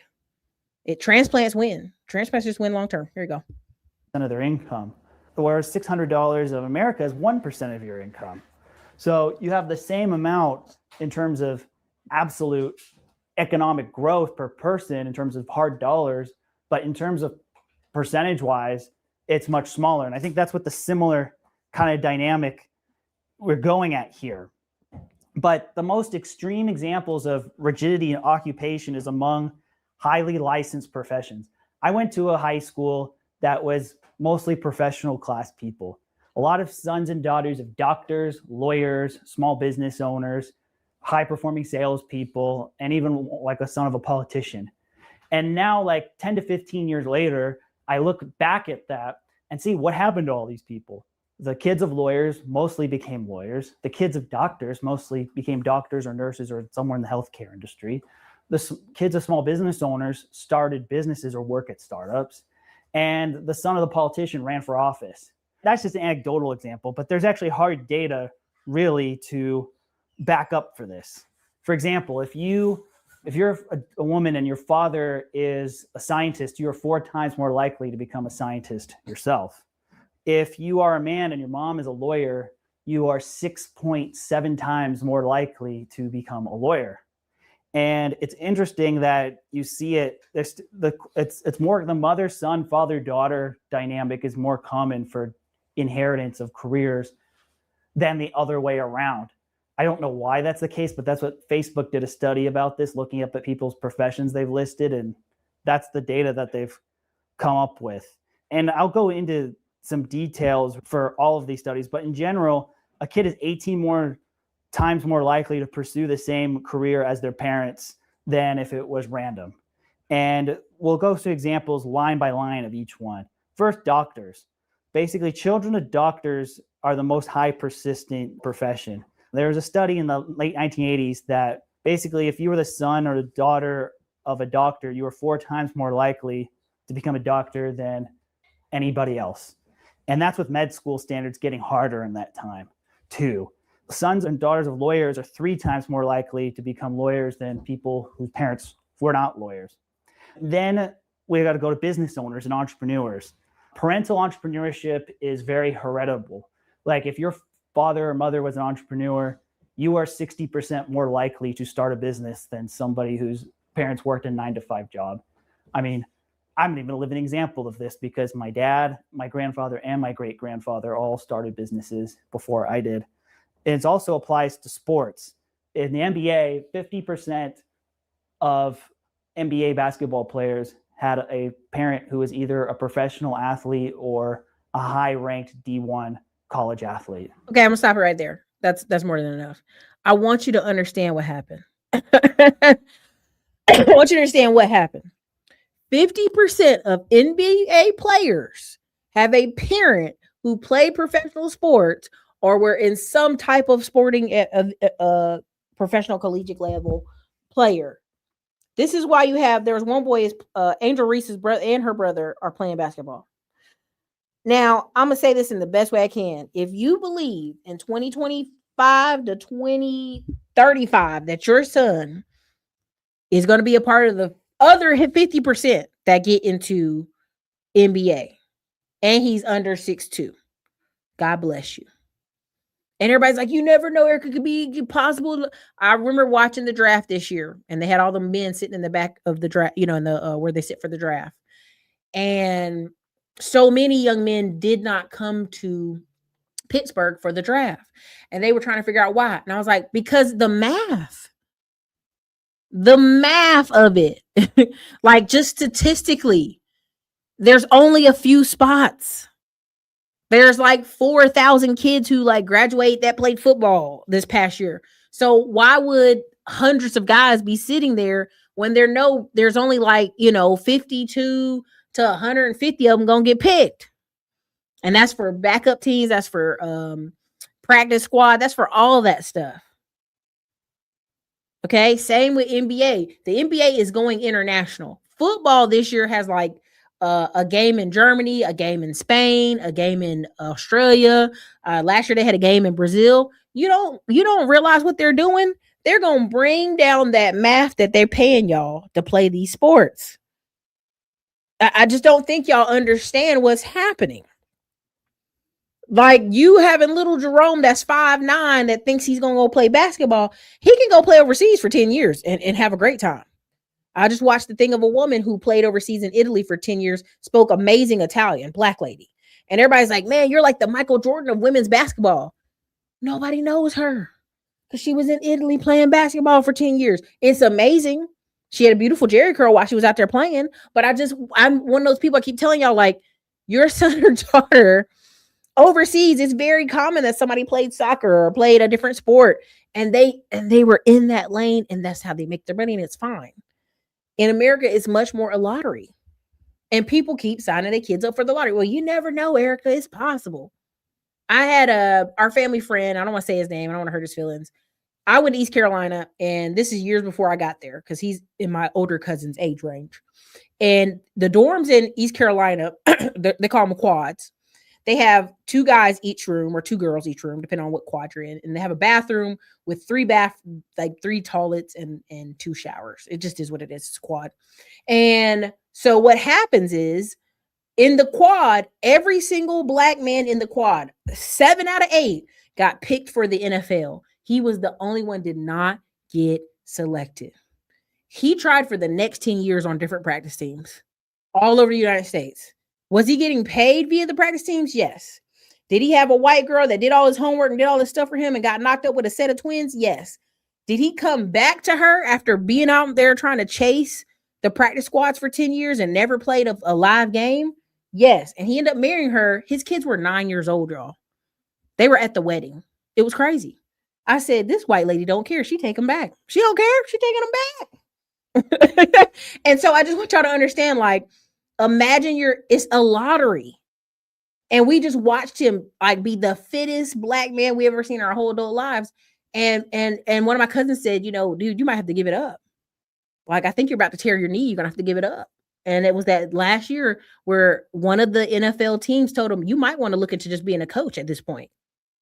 Y'all have to realize, like, it's such a lottery that it blows my mind when people are seriously considering it. If you tell me, hey, Eric, I got a son that's playing golf, tennis, volleyball, or even extreme sports like snowboarding, you have a better chance of winning in those sports than you will ever have it in NFL or NBA.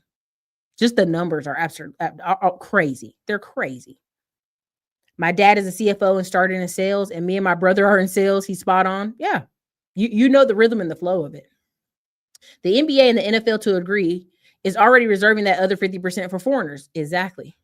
The NFL picked a boy out of Nigeria, and the guy told him, I'll do whatever it takes for to never go back to Nigeria. And he's never played any football, y'all. But you can't teach size. Italy for black women is Brazil for black men. Stop it. You know, I want to say that because she has a whole family now. But she did play in Italy for 10 years. She played in Italy for 10 years. There are African countries that have games on NBA TV, and NBA has a training camp for young players. This is true. This is true. I went to high school with a guy like this. He just gave up playing arena football in 2024. I just seen him on Facebook begging for coaching opportunity. A year ago, I suggested him selling football training. You know, I hope you reach out to him again, Ant Dog, and suggest he does a camp. Because depending on how far up in the sports he went, a lot of y'all think I'm joking about this camp thing, but literally there's a soccer camp coming. It's not even the Madrid, Spain players. It's just the coaching staff of the Madrid soccer team. And they're coming to the Carolinas and like 7 other cities. We paid $500 for one of our nephews to do the training, and you get all this gear, you get all this stuff. And I was like, why would they be doing this? And my friend's like, they're looking for the next set of players that they might be able to scoop up in America. They might be able to scoop one, but really it's a money play. Your kid gets to go out here and practice with the coaches of the Madrid, Spain soccer team. It's a thing, you know, it's just is a thing. So right now, like LaMelo Ball, he'll have a thing where he'll do a 2-day or somewhere in Charlotte.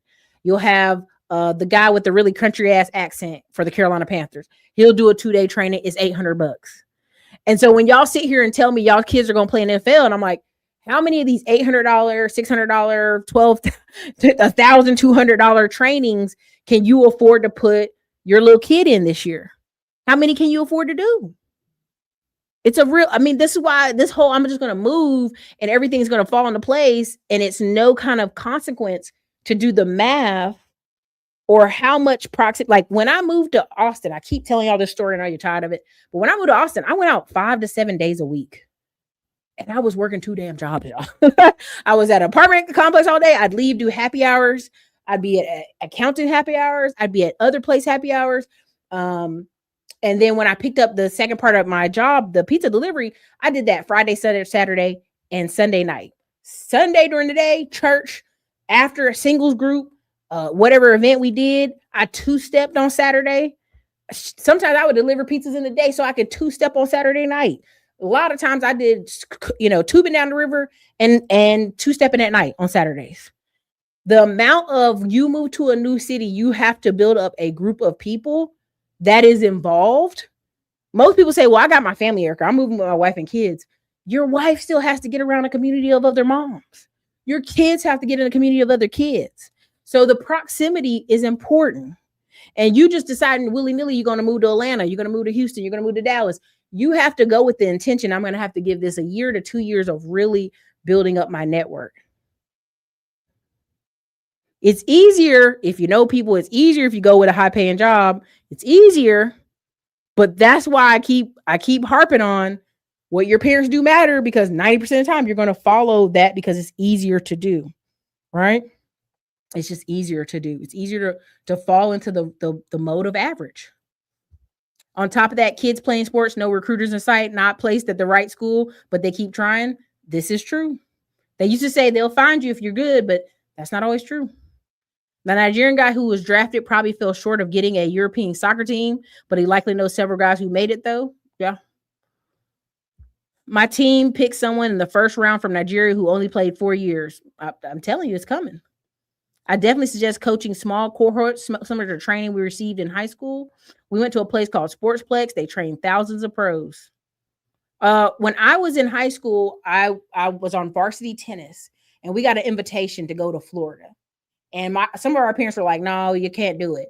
But Florida, if you don't know, Florida is a giant tennis hub because of the weather they have all year round. And they just literally, they have so many little tennis camps down there. It's crazy. Tennis, and might surprise you, hockey and ice skating in Florida. They have a lot of camps for ice hockey in Florida. And I think it's a way, a lot of the Russians that are down there doing all the, you know, the ice hockey and the skiing, the ice rink kind of dancing, whatever you call that ensemble, you have the Olympics, are down there because the Russians are down there. The Russians are down there in Florida heavy, and they run a lot of those camps. So I just want y'all to understand, like you thinking your kid is going to get picked out of the middle of nowhere, Ohio, and the tennis camp is in Florida. And my mom's like, no, I got military training this month, and your dad don't want to go down to Florida, so it ain't happening. You know what I'm saying? Like, it ain't happening. Right? I had a friend leave his tech job for 2 years in preparation to go with the girl and her family to be her, I'm trying to think of the appropriate word, but it's somebody to warm you up when you play tennis.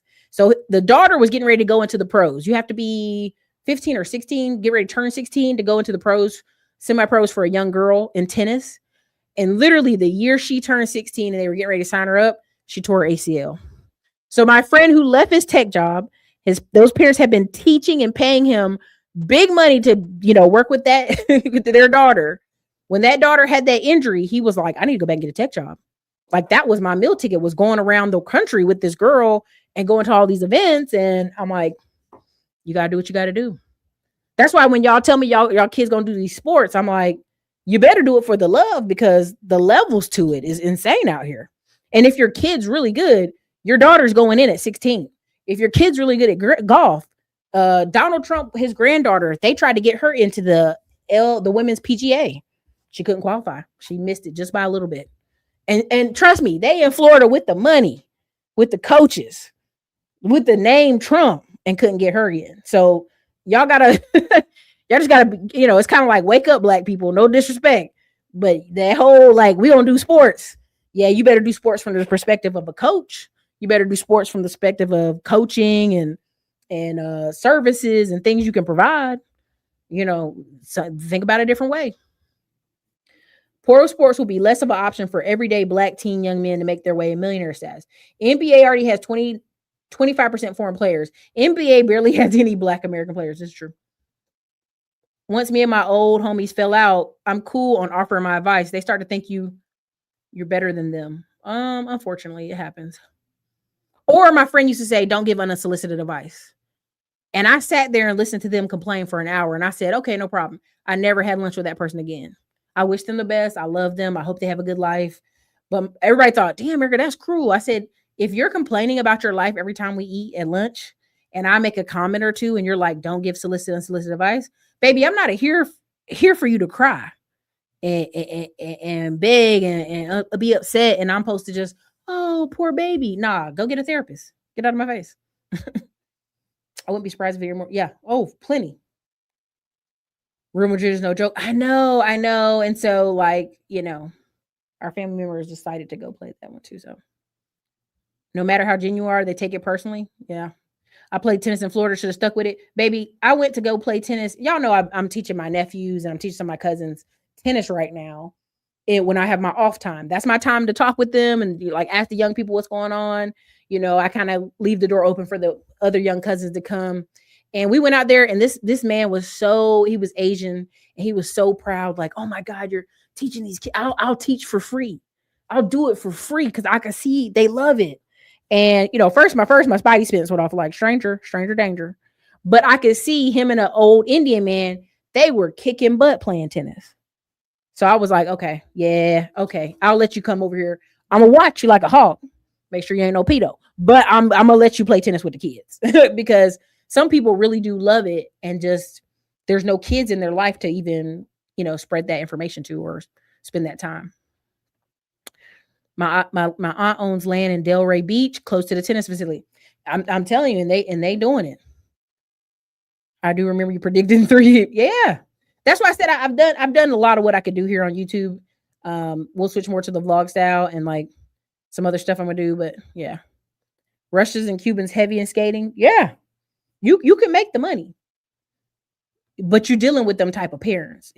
Let's go there for a second. You're dealing with a caliber of parents and nannies.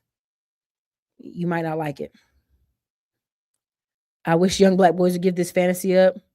Play for fun and leave it at that. You're supposed to be learning life skills from the playing, but not everybody does. Not everybody does. I don't eat with people you argue with, bad energy. Yeah, I just one of those things when someone tells me like don't give unsolicited advice, I'm kind of done in our conversation anyway with you. Right? I'm just done.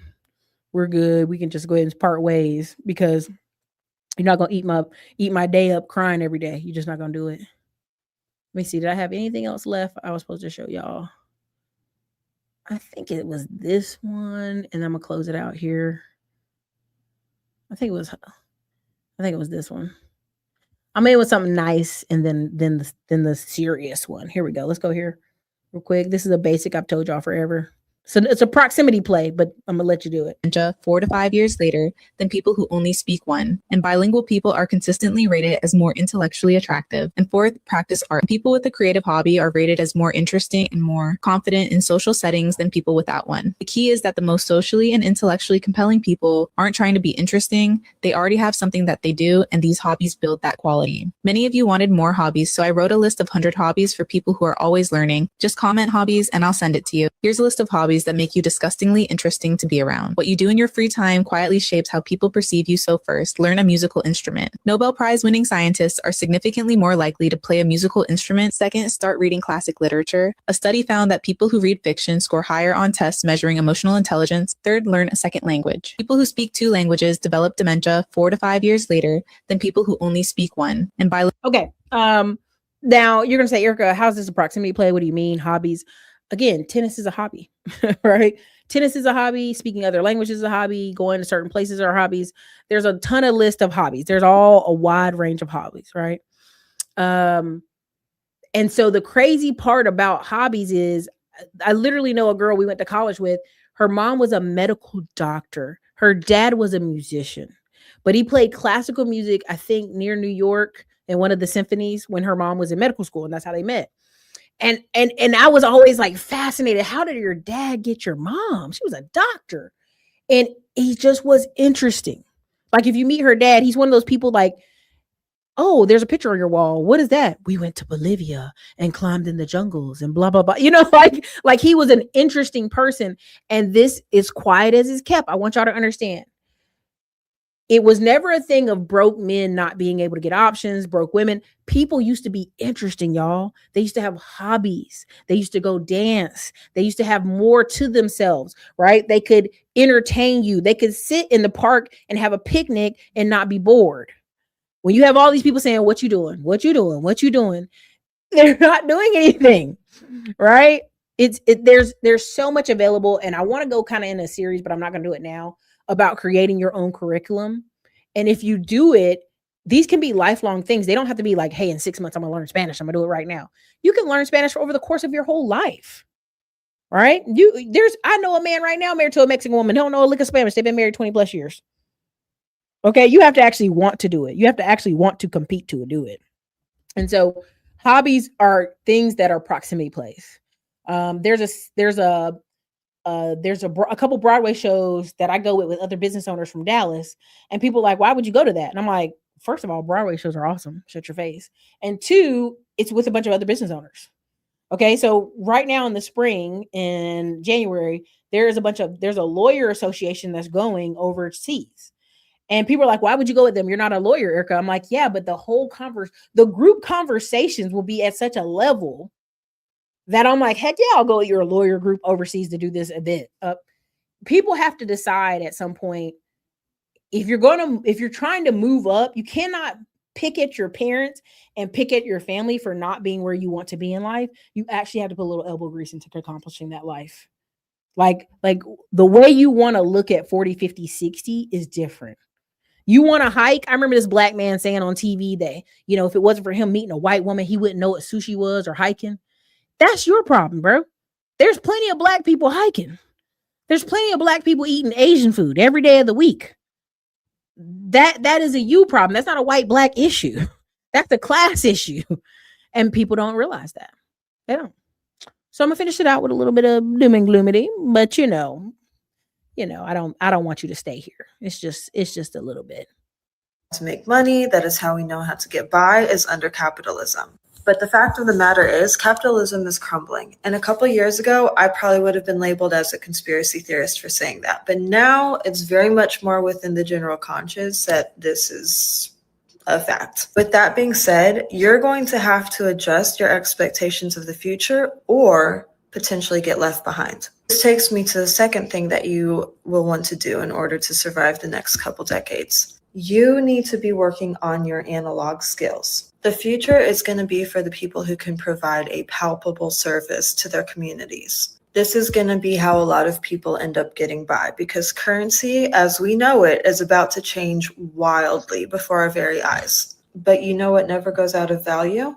Being able to provide some sort of real analog service to your community. I firmly believe we're going to see a return to traditional values and not in a tradwife sense. We are going to see a rise in demand for blue collar trades. We are going to see a rise in demand for craftsmanship. And I firmly believe we are going to see a blend of Western and Eastern medicine starting to take hold across the globe. As the Christian church as an establishment is crumbling as well, we are going to see more and more people looking for either mystical or spiritual guidance of some sort. We are about to see a massive push for literacy. Although teachers have been historically underappreciated in America, at least, there is going to be an increased demand in the future for people who know how to educate well, empathetically, and effectively. The question is going to be, how can you actually enhance the lives of those around you with or without money involved? Since capitalism puts so much emphasis on individual success, with its demise, we are going to see a huge push for community in general.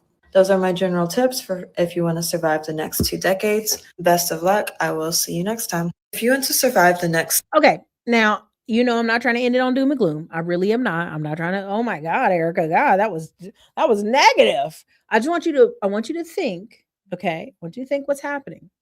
People are trying to justify why they don't have money. They don't want to go get a skill. They don't want to get a trade. They don't want to move to a new town, but they are trying to now rationalize why they don't have money. If they've been reading, if they've been keeping up in the news, if they haven't been drifting off like a zombie, they would know why they don't have money.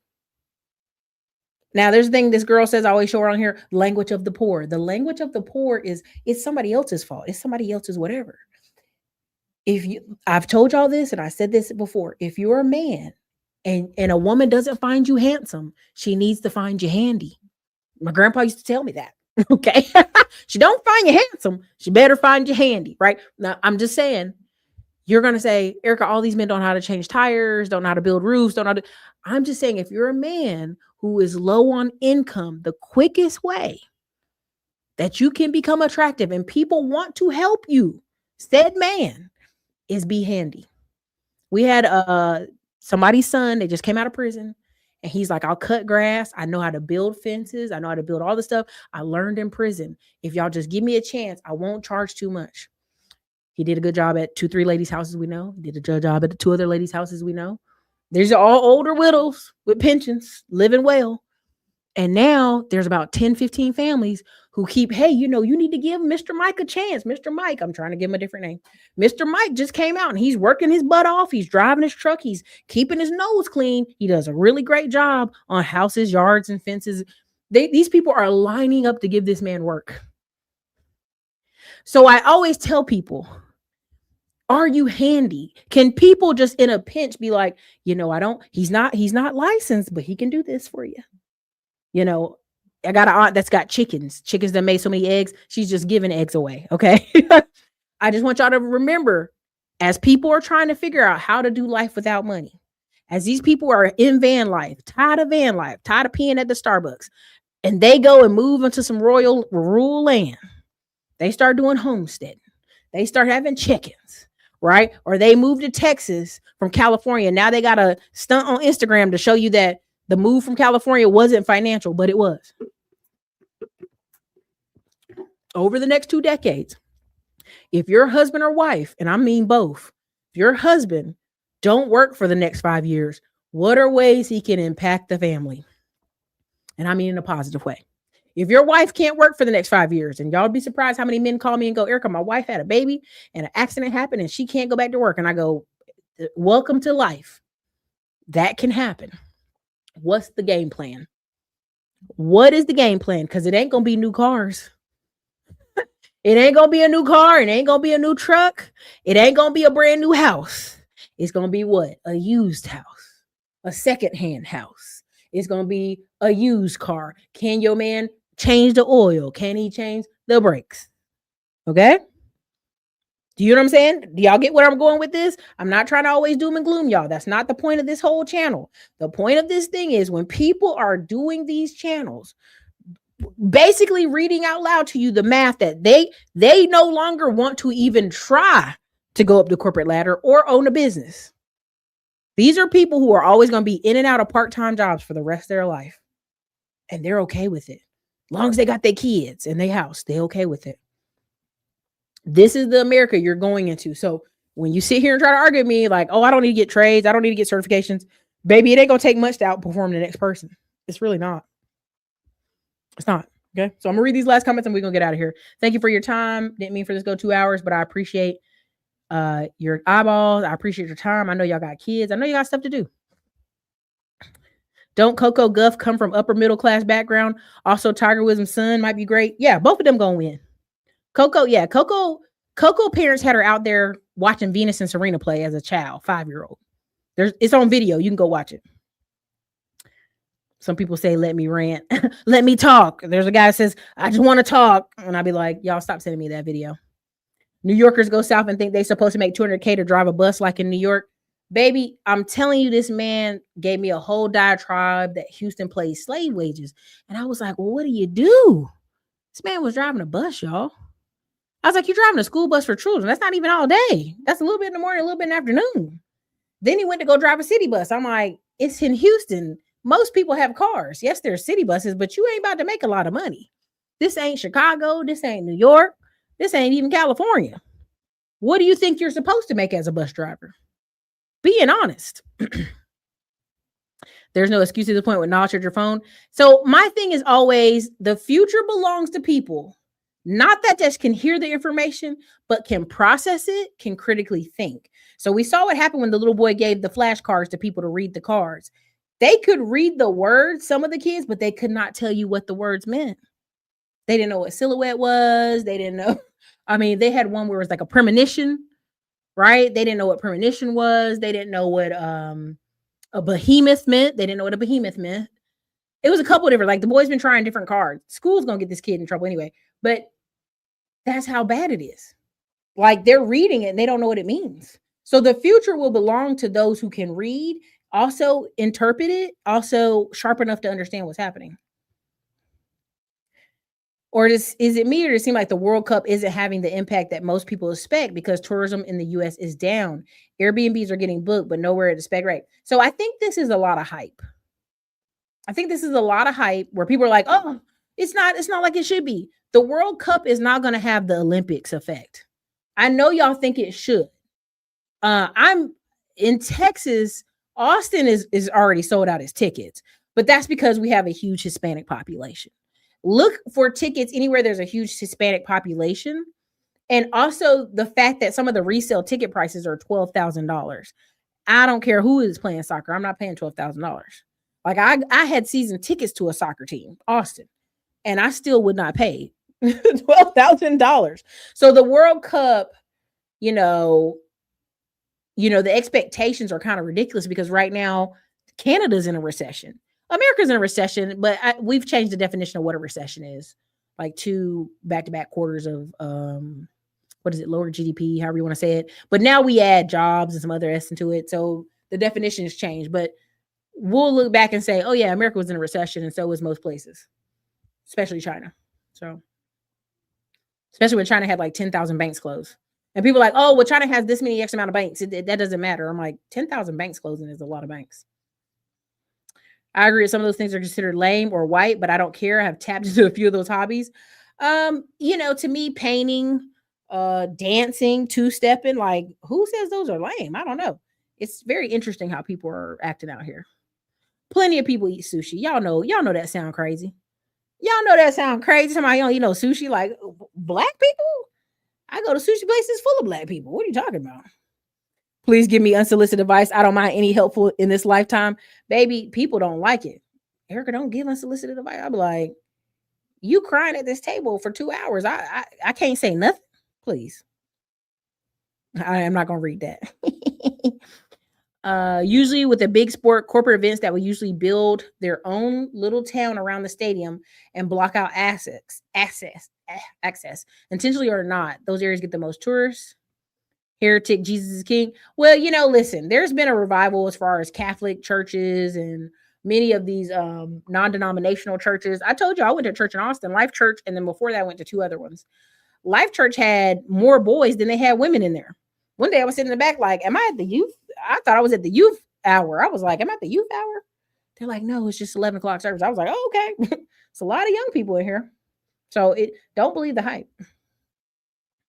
There are increasingly private schools with phones are not allowed in the classroom, as they should.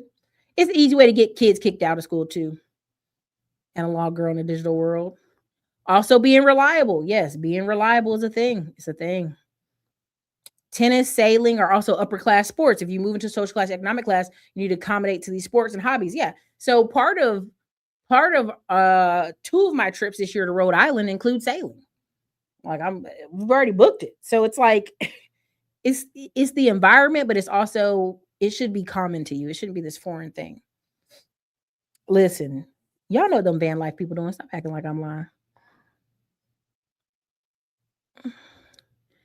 If your spouse doesn't want to work on it with you, woo, baby, that part right there, it has to have some willingness.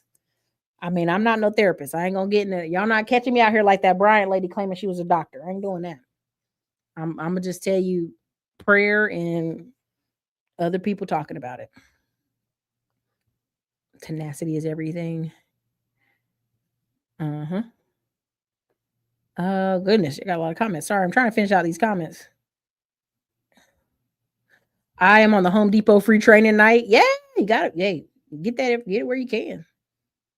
Thank you so much. Yeah, I just washed my hair earlier because them bugs and the trees that was being cut. I'm talking about the allergies are going crazy right now, but I'm trying not to take a Benadryl till late because Benadryl will take you out.